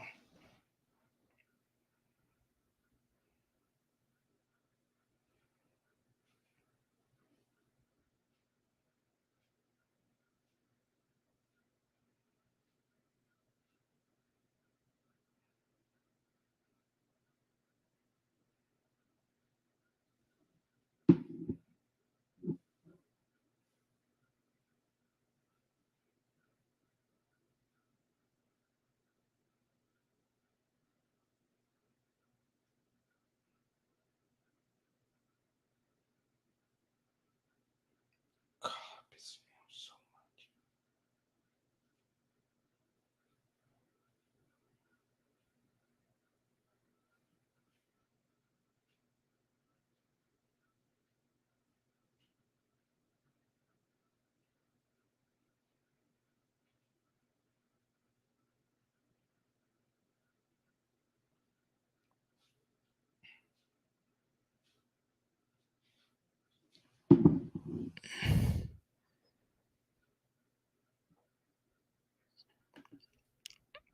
Victoria, oh my goodness. Ha, ha, ha, ha, ha, ha. No, no. Cliff says yes. Creek says yes. Okay, well, I'm not going to show LA Mom. I'll let LA Mom decide. I will let her decide. She's always been in my corner. I support her son. I support her whole family, LA Mom. Your son, superstar Broadway performer. Now with Disney. See, I get to know a little bit about you guys and gals.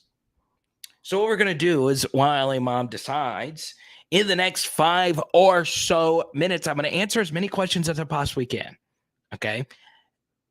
But if you super chat, we'll keep this thing going all night. We could talk about spray tans. We could talk about Star Wars. We could talk about chicken wings. As you guys and gals know, at the end of the chat, you can ask me about anything. Okay?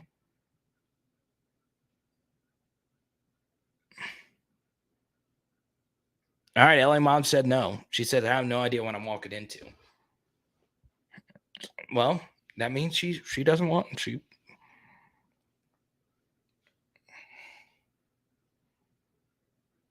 So, Jack. Still believe it's Jack. I still think Malik's going to have a big year. I do. But I still think it's going to be Jack. I do. I do.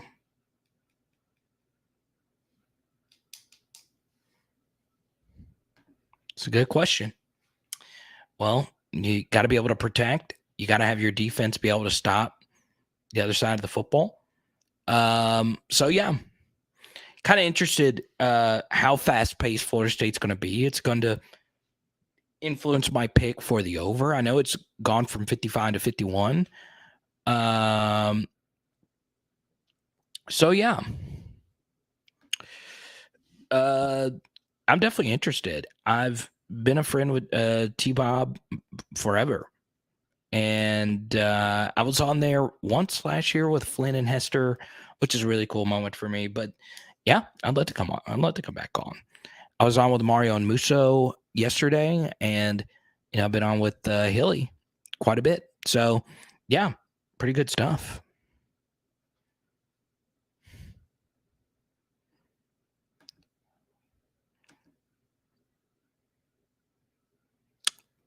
Best wide receiver the defense will face outside of practice. Cedric Tillman. I think Cedric Tillman is really good. I don't think it's just a system thing at Tennessee. I do think he's good. Now, it's interesting to see what's going to happen with Brew McCoy, but we'll see. Would Fournette have won the Heisman if Henry was here and he was at Bama behind that line? Oh, yeah, no doubt about it. But, I hate that hypothetical because Fournette in Alabama should have never have been, right? And it wasn't going to be. And I don't think and Fournette legitimately loved being at LSU. So even if Bama, I don't know, obviously any running back is interested in playing for Nick Saban and his long line of great running backs, right? And you got to remember, the Trent Richardson thing had just happened, right? And Trent had almost won that Heisman. So, look, Fournette was always going to LSU, but it's true. If you flip the two, Fournette is, look, Derrick Henry was great. And I think it was Simper who said this. Would I take Darren McFadden over Derrick Henry? I would. I think McFadden was better. I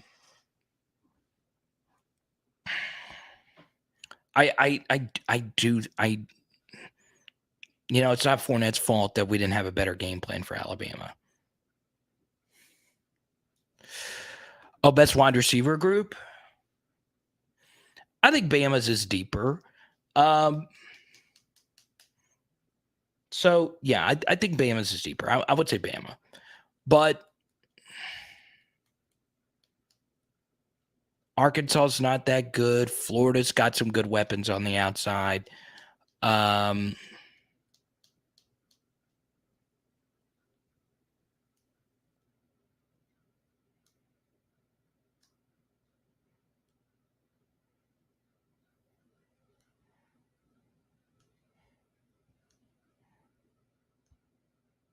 Michael Trigg's going to be a good tight end for Ole Miss this year.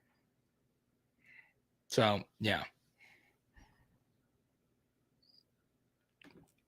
Yeah, and Henry also had 40 carry games in the SEC championship versus a bad Florida team. All right, LA Mom. LA Mom wanted to see it. Serious. Okay. Crap. Let me make sure I don't. Okay, good.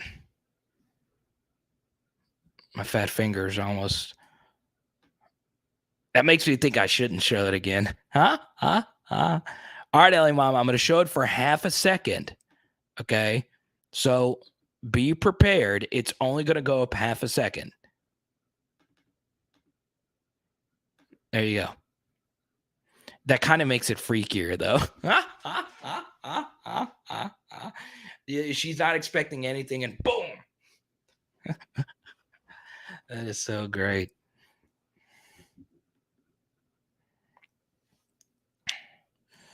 Man, I was so happy for him. I used to do a podcast with T-Bob, and it was fun. It honestly was a lot of fun. And look, it was great. And what's funny is T-Bob and I've sat in the press box 1,000 times, so I'd love to go back on OTB, and I am also a big fan of Colin Cowherd. He's one of my biggest influences in my career. And it was Stuart Scott 1, Colin Cowherd 2. And I still listen to Colin quite a bit. I think he's the best to ever do sports radio. I really do believe that.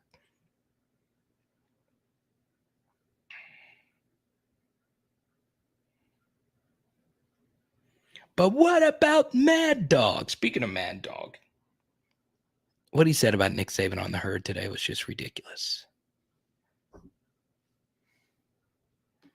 Mike Anzalone, good to see you.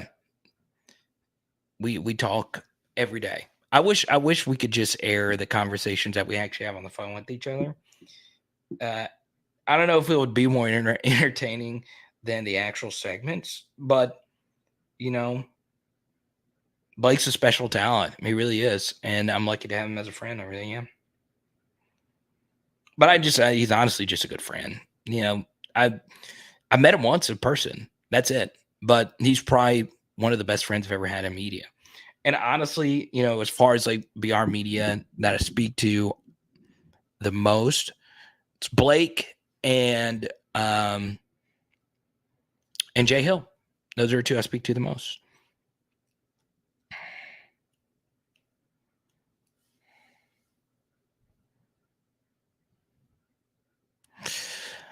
Yeah, what's interesting about this Pegasus is like I know there's a lot of people that don't like me, and I won't share the story again about what happened on Twitter. Um, but you know, some people don't like me. They don't like the let's go. They don't like the mannerisms. They don't like the energy. They don't like how harsh some of the commentary could be, right? But as many of you know, if I am being critical of something, I am not being critical just for the sake of being critical, right? I'm not gonna do a show that just out of nowhere states that so and so's not going to be a good coach anywhere. It's just not who I am, right? Um, it's interesting, right? Not everything should sound the same. Not everything should look the same. Not everybody should look the same. Not everybody should do things the same, right? And that was always my tough thing is trying to figure out, what is my best way to do this stuff. And what's funny with these opening podcast episodes that I put together, I did 1,000 takes. The SEC channel, I talked about this earlier with Danny and my friendship with her. I told her, I was like, God, Danny, I just can't push publish on this. And she helped push me and just said, just do it, just post it, and I did.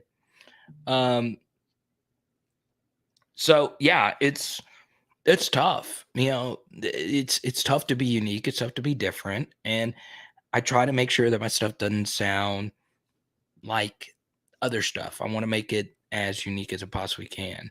But yeah, Mike, I really appreciate the Blake stuff. And I appreciate Blake. Yeah, I just do.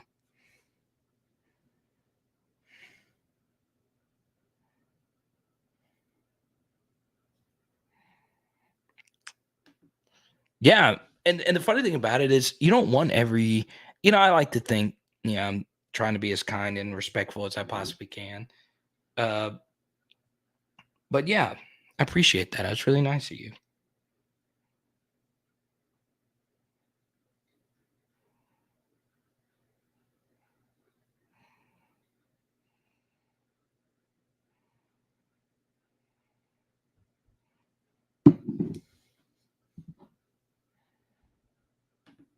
Mom, I appreciate it. There are plenty of people though that dislike me. Some people just dislike me because I'm a Liverpool fan. I'm telling you, EPL rivalries are just as great as SEC rivalries. I think SEC is probably a little bit more vitriolic though, and I know a lot of soccer fans wouldn't agree with that, but to each your own.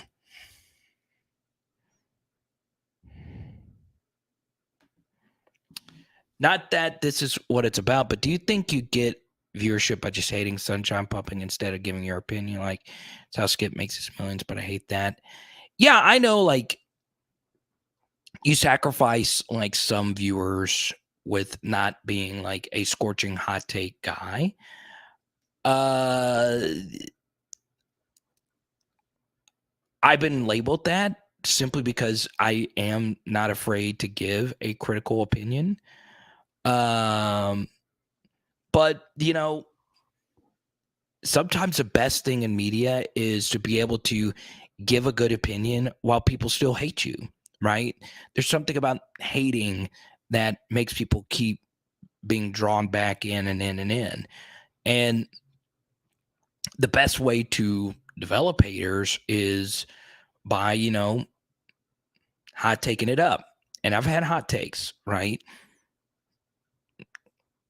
But normally my hot takes are backed up by a lot, right?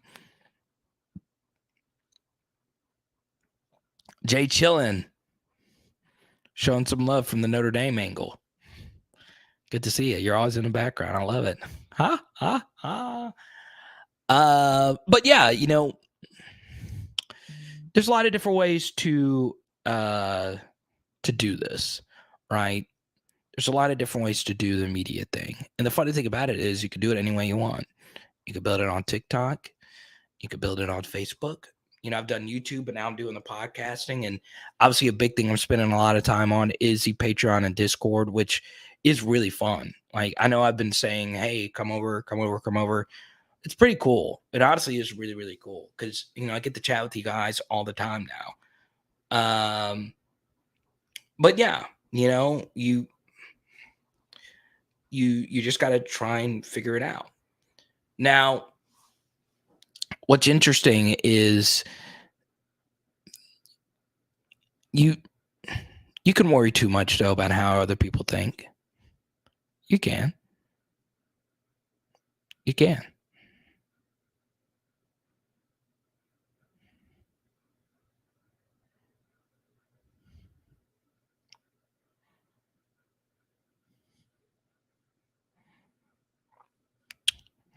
Okay, but has anyone in the EPL ever poisoned somebody else's trees? Has anyone in the EPL ever decided to teabag somebody in the middle of a Crystal Burger? I don't think so. But yeah.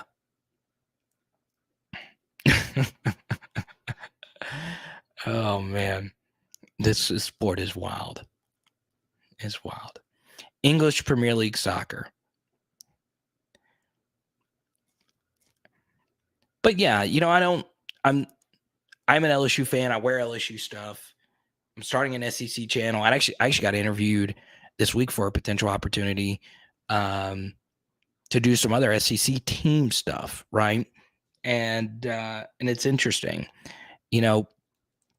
I did Arkansas Razorback stuff for the longest, and I was so ecstatic to see some Razorbacks come over to LSU, right? Because Arkansas had a bunch of Louisiana players, right? They had Cole Kelly, who went to Southeastern. For you North Louisiana guys, they had Jared Cornelius, who was a really good receiver for them. I think he's a fireman now. And Greg Brooks and Joe Foucha get to come home and play for the Dream School, and I'm really excited, for them to be a part of it. And I think they're really good. I'm a little shocked that they didn't try the NFL draft, but they're trying to find their way. And the secondary is going to be very interesting. This is going to be one of the more interesting secondaries we've ever had. Weird, if you will, right? It's weird knowing that, for so long at LSU, we had at least one bona fide stud that was on every Thorpe Award watch list, that was on every All-American watch list. And this year we don't have it. It's new for us. It's very new, right? I mean, honestly, think as far back as you can and try and find a secondary where we didn't have at least had one of those guys that was on every NFL draft board. It's crazy. It's very crazy. This is going to be our oldest, most experienced secondary in terms of just age, right? May not be an actual playing experience, but I'm really excited about Joe Foucha and Greg Brooks. I really am. Mason Taylor will be a beast. Just going to bed. All right, Chris, I'll talk to you in the morning.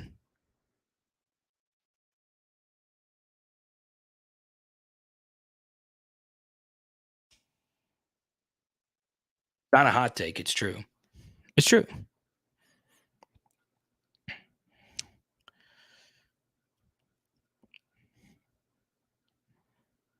It's true.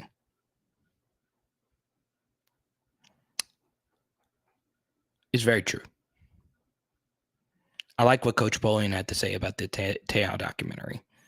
It's really good. Poison of the Trees. It's just wild. It's just so wild. But yeah, there are just some obscenely wild college football stories out there. And part of it, Branson, as to why there are so many, and there's wild NFL stories as well. But part of what makes college football so crazy is just the basic framework around the idea of it is crazy. That's why, the NCAA was so ill prepared for NIL stuff. This sport is wild. It is absolutely wild. And, to bring up the England thing, and I brought this up in a live stream recently, but I'll bring it up again now. I don't know if you're there, Branson.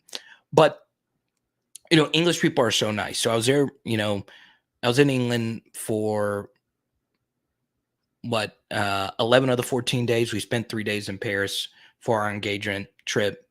And what's very interesting about all of it was when I would meet people in bars and pubs and all of that, they would ask me what I did, and they were very interested. They're like, "Oh, YouTube." So now obviously know what YouTube is, and I would say I'm a football YouTuber, and they'd be like, "What kind of football?" And then I'd say American football. And they know the NFL because they play the game every year in Europe. Now there is an Nebraska and Northwestern game coming up here in Dublin, Ireland, which is very interesting. But what would happen though was they would ask me, they would say, "Oh, so you don't do the NFL?" I was like, "No, I do college football." And then they would want to know more about college football, and I would say, "Well, they're not professionals, but they kind of are professionals now, but they're not, and they are amateurs."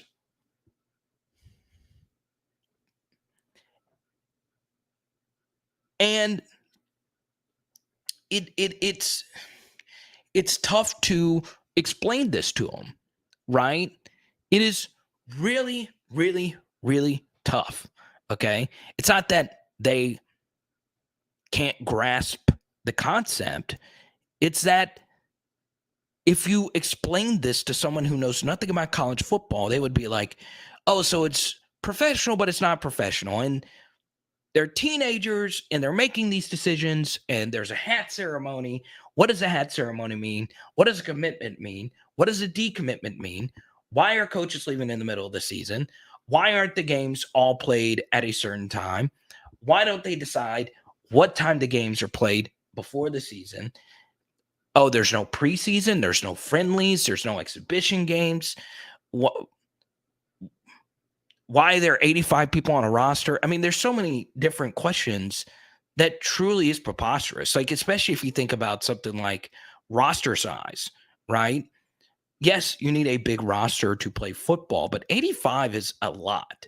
Now, a lot of bigger high schools have 85 man rosters, but it's not, as many, you can have as many people on a high school roster as you want. In college, they determine, this abstract number of 85. That is more than enough players to field a roster, right? 85 is a preposterously high number of scholarships. It is a lot. That is a lot. So, wait, you need 85 players? In soccer, they have 18 or oftentimes 23 on like an active roster for an 11-man side. It's crazy. Poll question: how many people own an Oculus?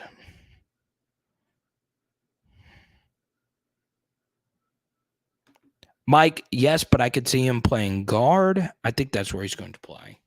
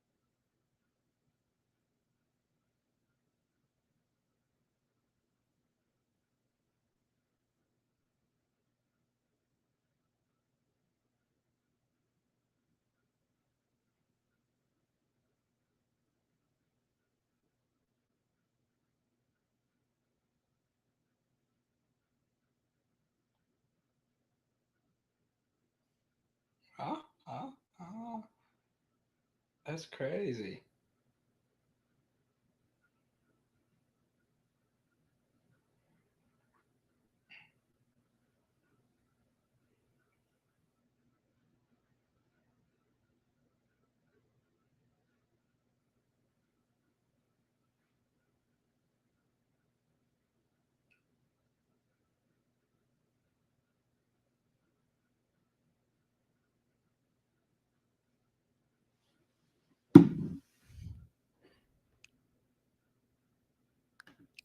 Popeyes or Churches, go Tigers. Popeyes, Popeyes, Popeyes, Popeyes. Jared says Churches, Popeyes. You know how again Oculus is holiday season. You go, Michael B. It's clearly Popeyes here. Churches is fine. Popeyes is better.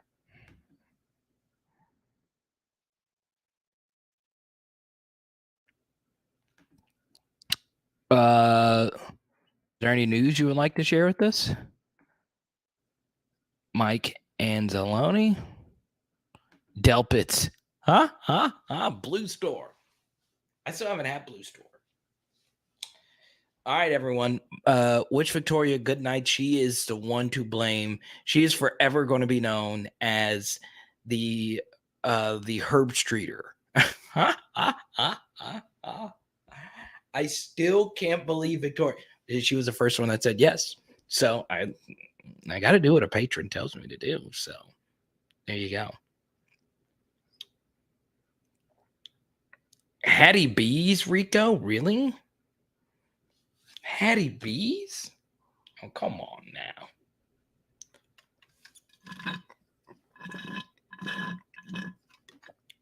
Oh, Black OT. You can't tease us with this. I don't what is the Oculus is the snowboard goggles where you're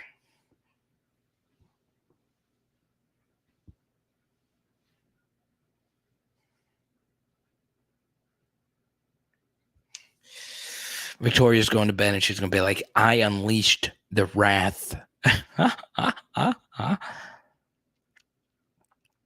we got a Juvie reference from Jay Chillin. Popeyes for the ballers. You know, it's funny. I tweeted this out recently. I still think the uncropped image of the Popeyes worker meme is a photo that should win the Pulitzer. And I'm not kidding, right? So the Pulitzer Prize photo is always something that I take very seriously. So I used to live in DC and there was a museum called the Newseum, right? And it's no longer there. And the Newseum was just like a multimedia like journalism museum, right?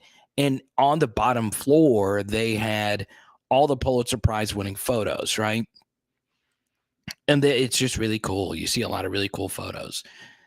And I'm going to try and pull it up right now. Okay. Let's see here.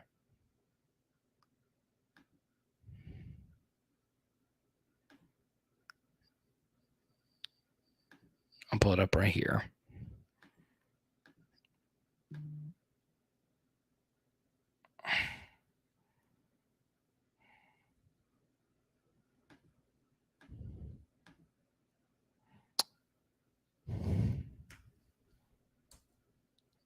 I think this photo deserves a Pulitzer. I really do. Like this was during the chicken sandwich madness. Okay. And what I really like about the photo, there's so many different things I love about this photo, right? You could tell she's tired. She's dished out 1,000 different chicken sandwiches, but it just shows you like our essential workers. Like I believe this photo was taken before the pandemic. I'm pretty sure it was.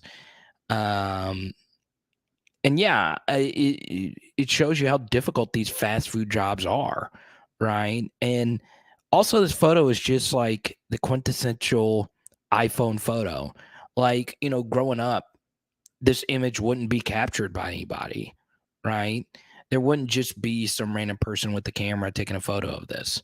But this person who is probably sitting in line at the Popeyes, backed up, it shows you the craziness that a lot of these essential workers go through to toss out chicken sandwiches at probably really high profit margins.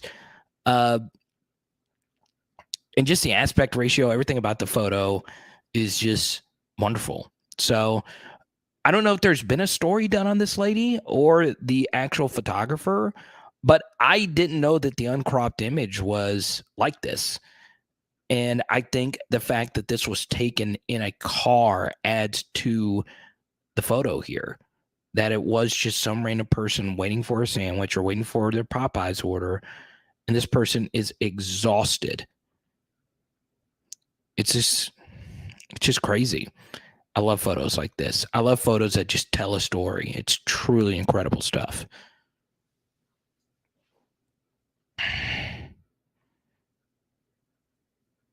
So yeah, I think whoever took this photo deserves a prize of some sort. And it's kind of become like a joking kind of meme, but I had not seen the full photo. I didn't know that it was somebody in the line taking it through a window in their car. So it tells you that the person in the car, it is, and this gets philosophical here, the person in the car is the person who took the photo, but theoretically is the person who is causing the angst of the photo as well, right? If you get that. It's true. Yeah, it's true. And that's it. It's amazing like how much of these everyday items have just gone up. It's crazy.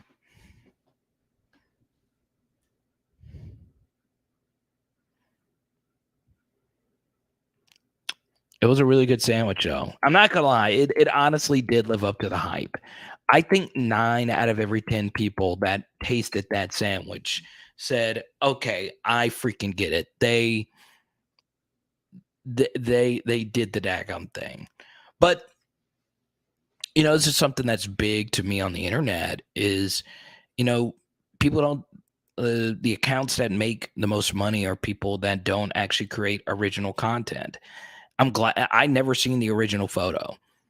The original photo uncropped is so much better than the actual photo.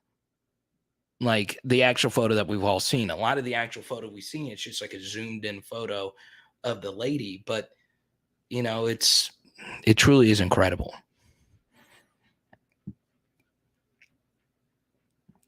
Yeah, Black OT, I'm really excited to see that. There you go.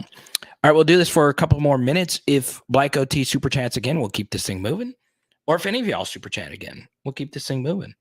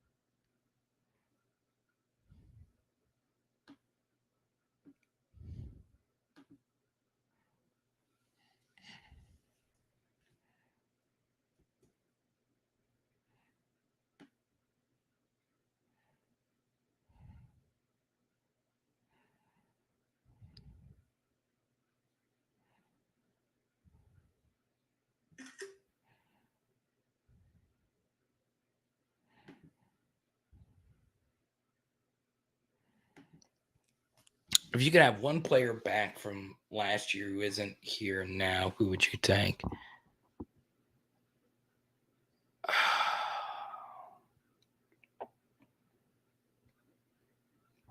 Honestly, Stingley, but truth be told,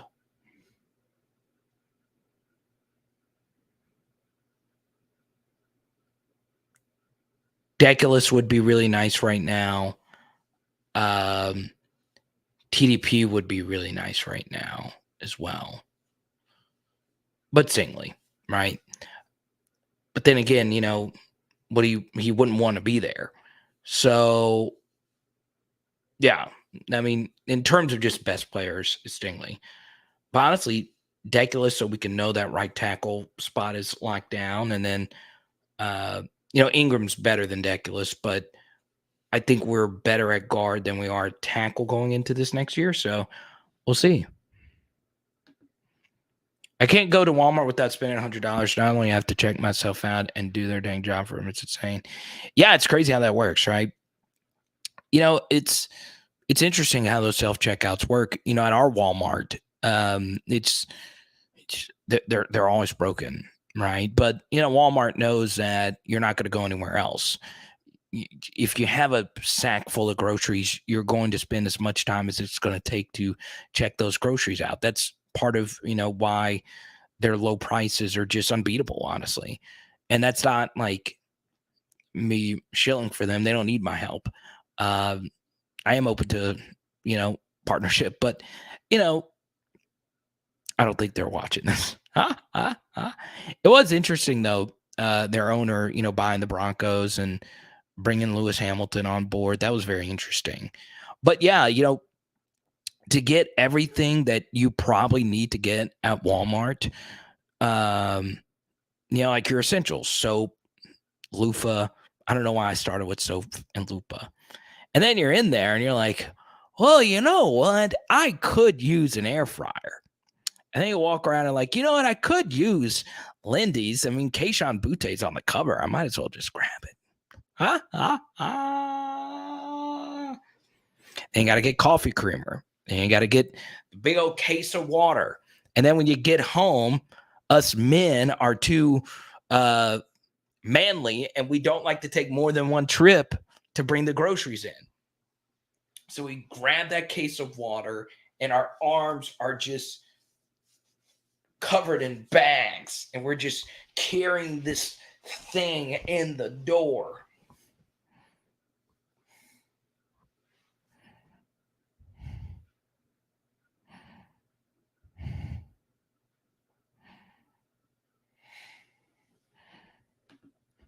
Buster drafted Javonte Williams. Actually, I don't remember if you did or not, but I think that's what you're doing here. Order and pay online at Walmart. Make them bring them to you. Yeah, but Walmart pickup can be a little unreliable as well. It's crazy. It's absolutely crazy. It's madness. But, the thing about Walmart is it's not like, it's not like, I mean, you can go get groceries at other stores. It's just when you're there, they got you, right? Once you step foot, you're just going to get your grocery there. It's not like if there is a line at like Popeyes all the way back into the road, if you really want a sandwich, you're going to wait for it. But, there's going to be a Burger King. There's going to be a McDonald's. Walmart, they got you. They just do.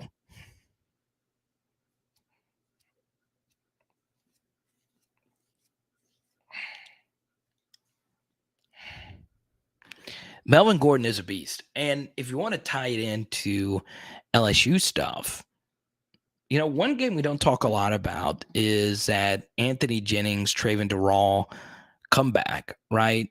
NRG Stadium. I remember Patrick Peterson was there. It was Leonard Fournette's first game.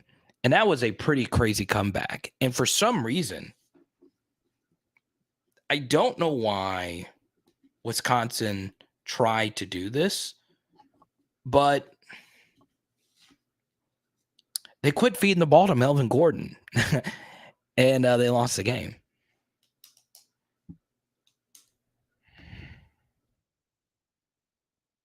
We might have still come back and won it. I mean, heck, if you have Anthony Jennings at quarterback, you can't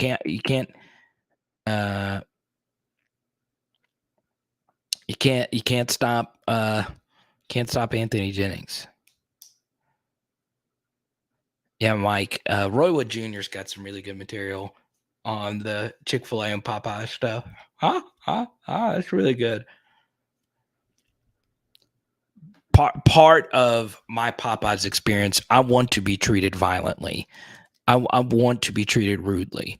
I do. If the Popeyes workers are too nice, it's probably not going to be good. It's just not.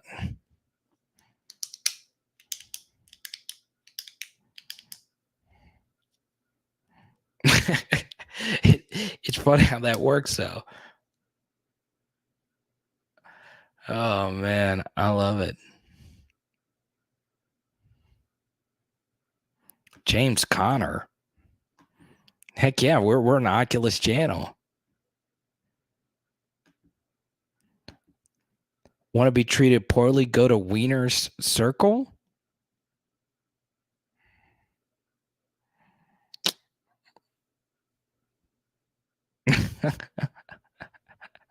Wiener's Circle. Oh, that's Look, I think James Conner's gonna have a big year in fantasy. I could see it. He was touchdown dependent last year. I think there'll be some regression. Now that Darrell Williams is there, watch out.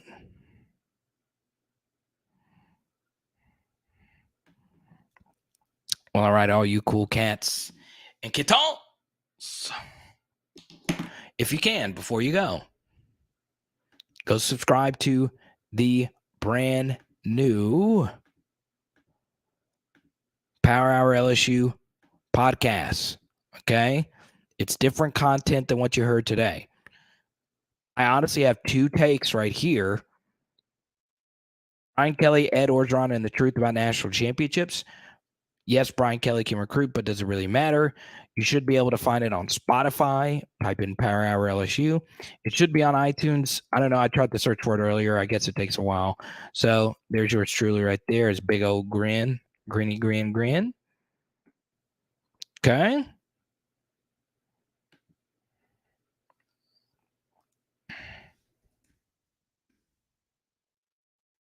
Hey, chillin', I'm going to need your help on this year. Oh, look, we're up to 113 subscribers.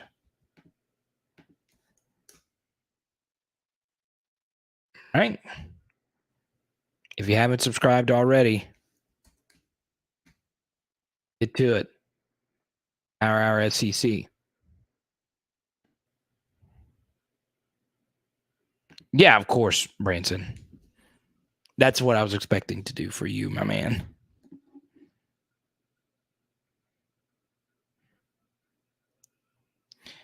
Oh, so there is a Wiener Circle. I thought you were trying to say Wiener Schnitzel and it auto-corrected you.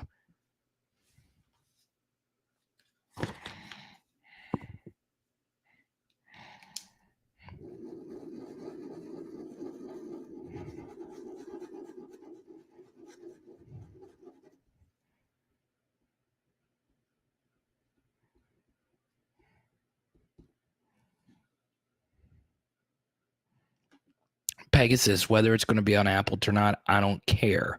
Support me. Okay. Yeah, I thought he was trying to say the place on Highland. Exactly. The Wiener Schnitzel. But yes, it should be on Apple.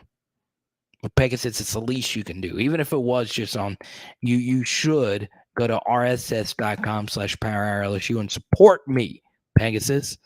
Goodness gracious. I mean, people nowadays, I got to have my podcast all in one spot. I don't care, Pegasus. You listen, okay? Look, I'll just pull the link up right here.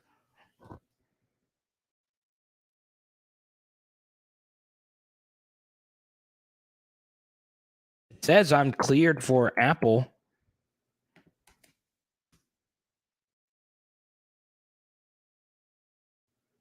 Oh, okay, Rico. I know. Okay. I know exactly what you're talking about. That is one of the best sketches of all time for Conan, right? The Triumph. Okay, I know exactly what you're talking about. All right. That sketch is so great. I was like, Wiener Circle, I've heard of it. What was the name of the actor that went with Triumph? He's been in a lot of comedies. That is truly great. It is elite comedy.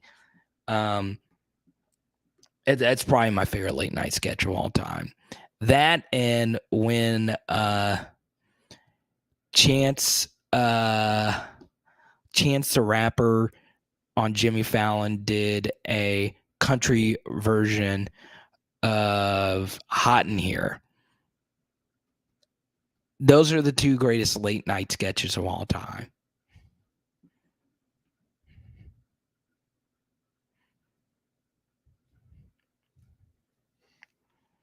Pegasus says, "Look, Carter, I'm not going to support you if you don't put it on Apple. I don't give a rip about you," is what Pegasus is admitting to me right now.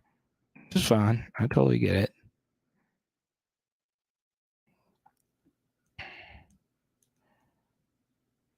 All right, let's see if any of y'all subscribe to the channel. Let's refresh. We're at 113. Okay. Good. I wanted to get at least one. One by one, we're going to grow this into the next great thing. Oh, that one is good. Conan with Kevin Hart and Ice Cube in the lift. That was good. That was a good one too. Right? All right, guys. Thank you so much for making this fun. And we'll see you on Saturday night for another fun live stream. As Power Hour LSU Bomb. Now listen to Buster. And tonight, we're doing some shrimp pasta. Little scamp. Let's go.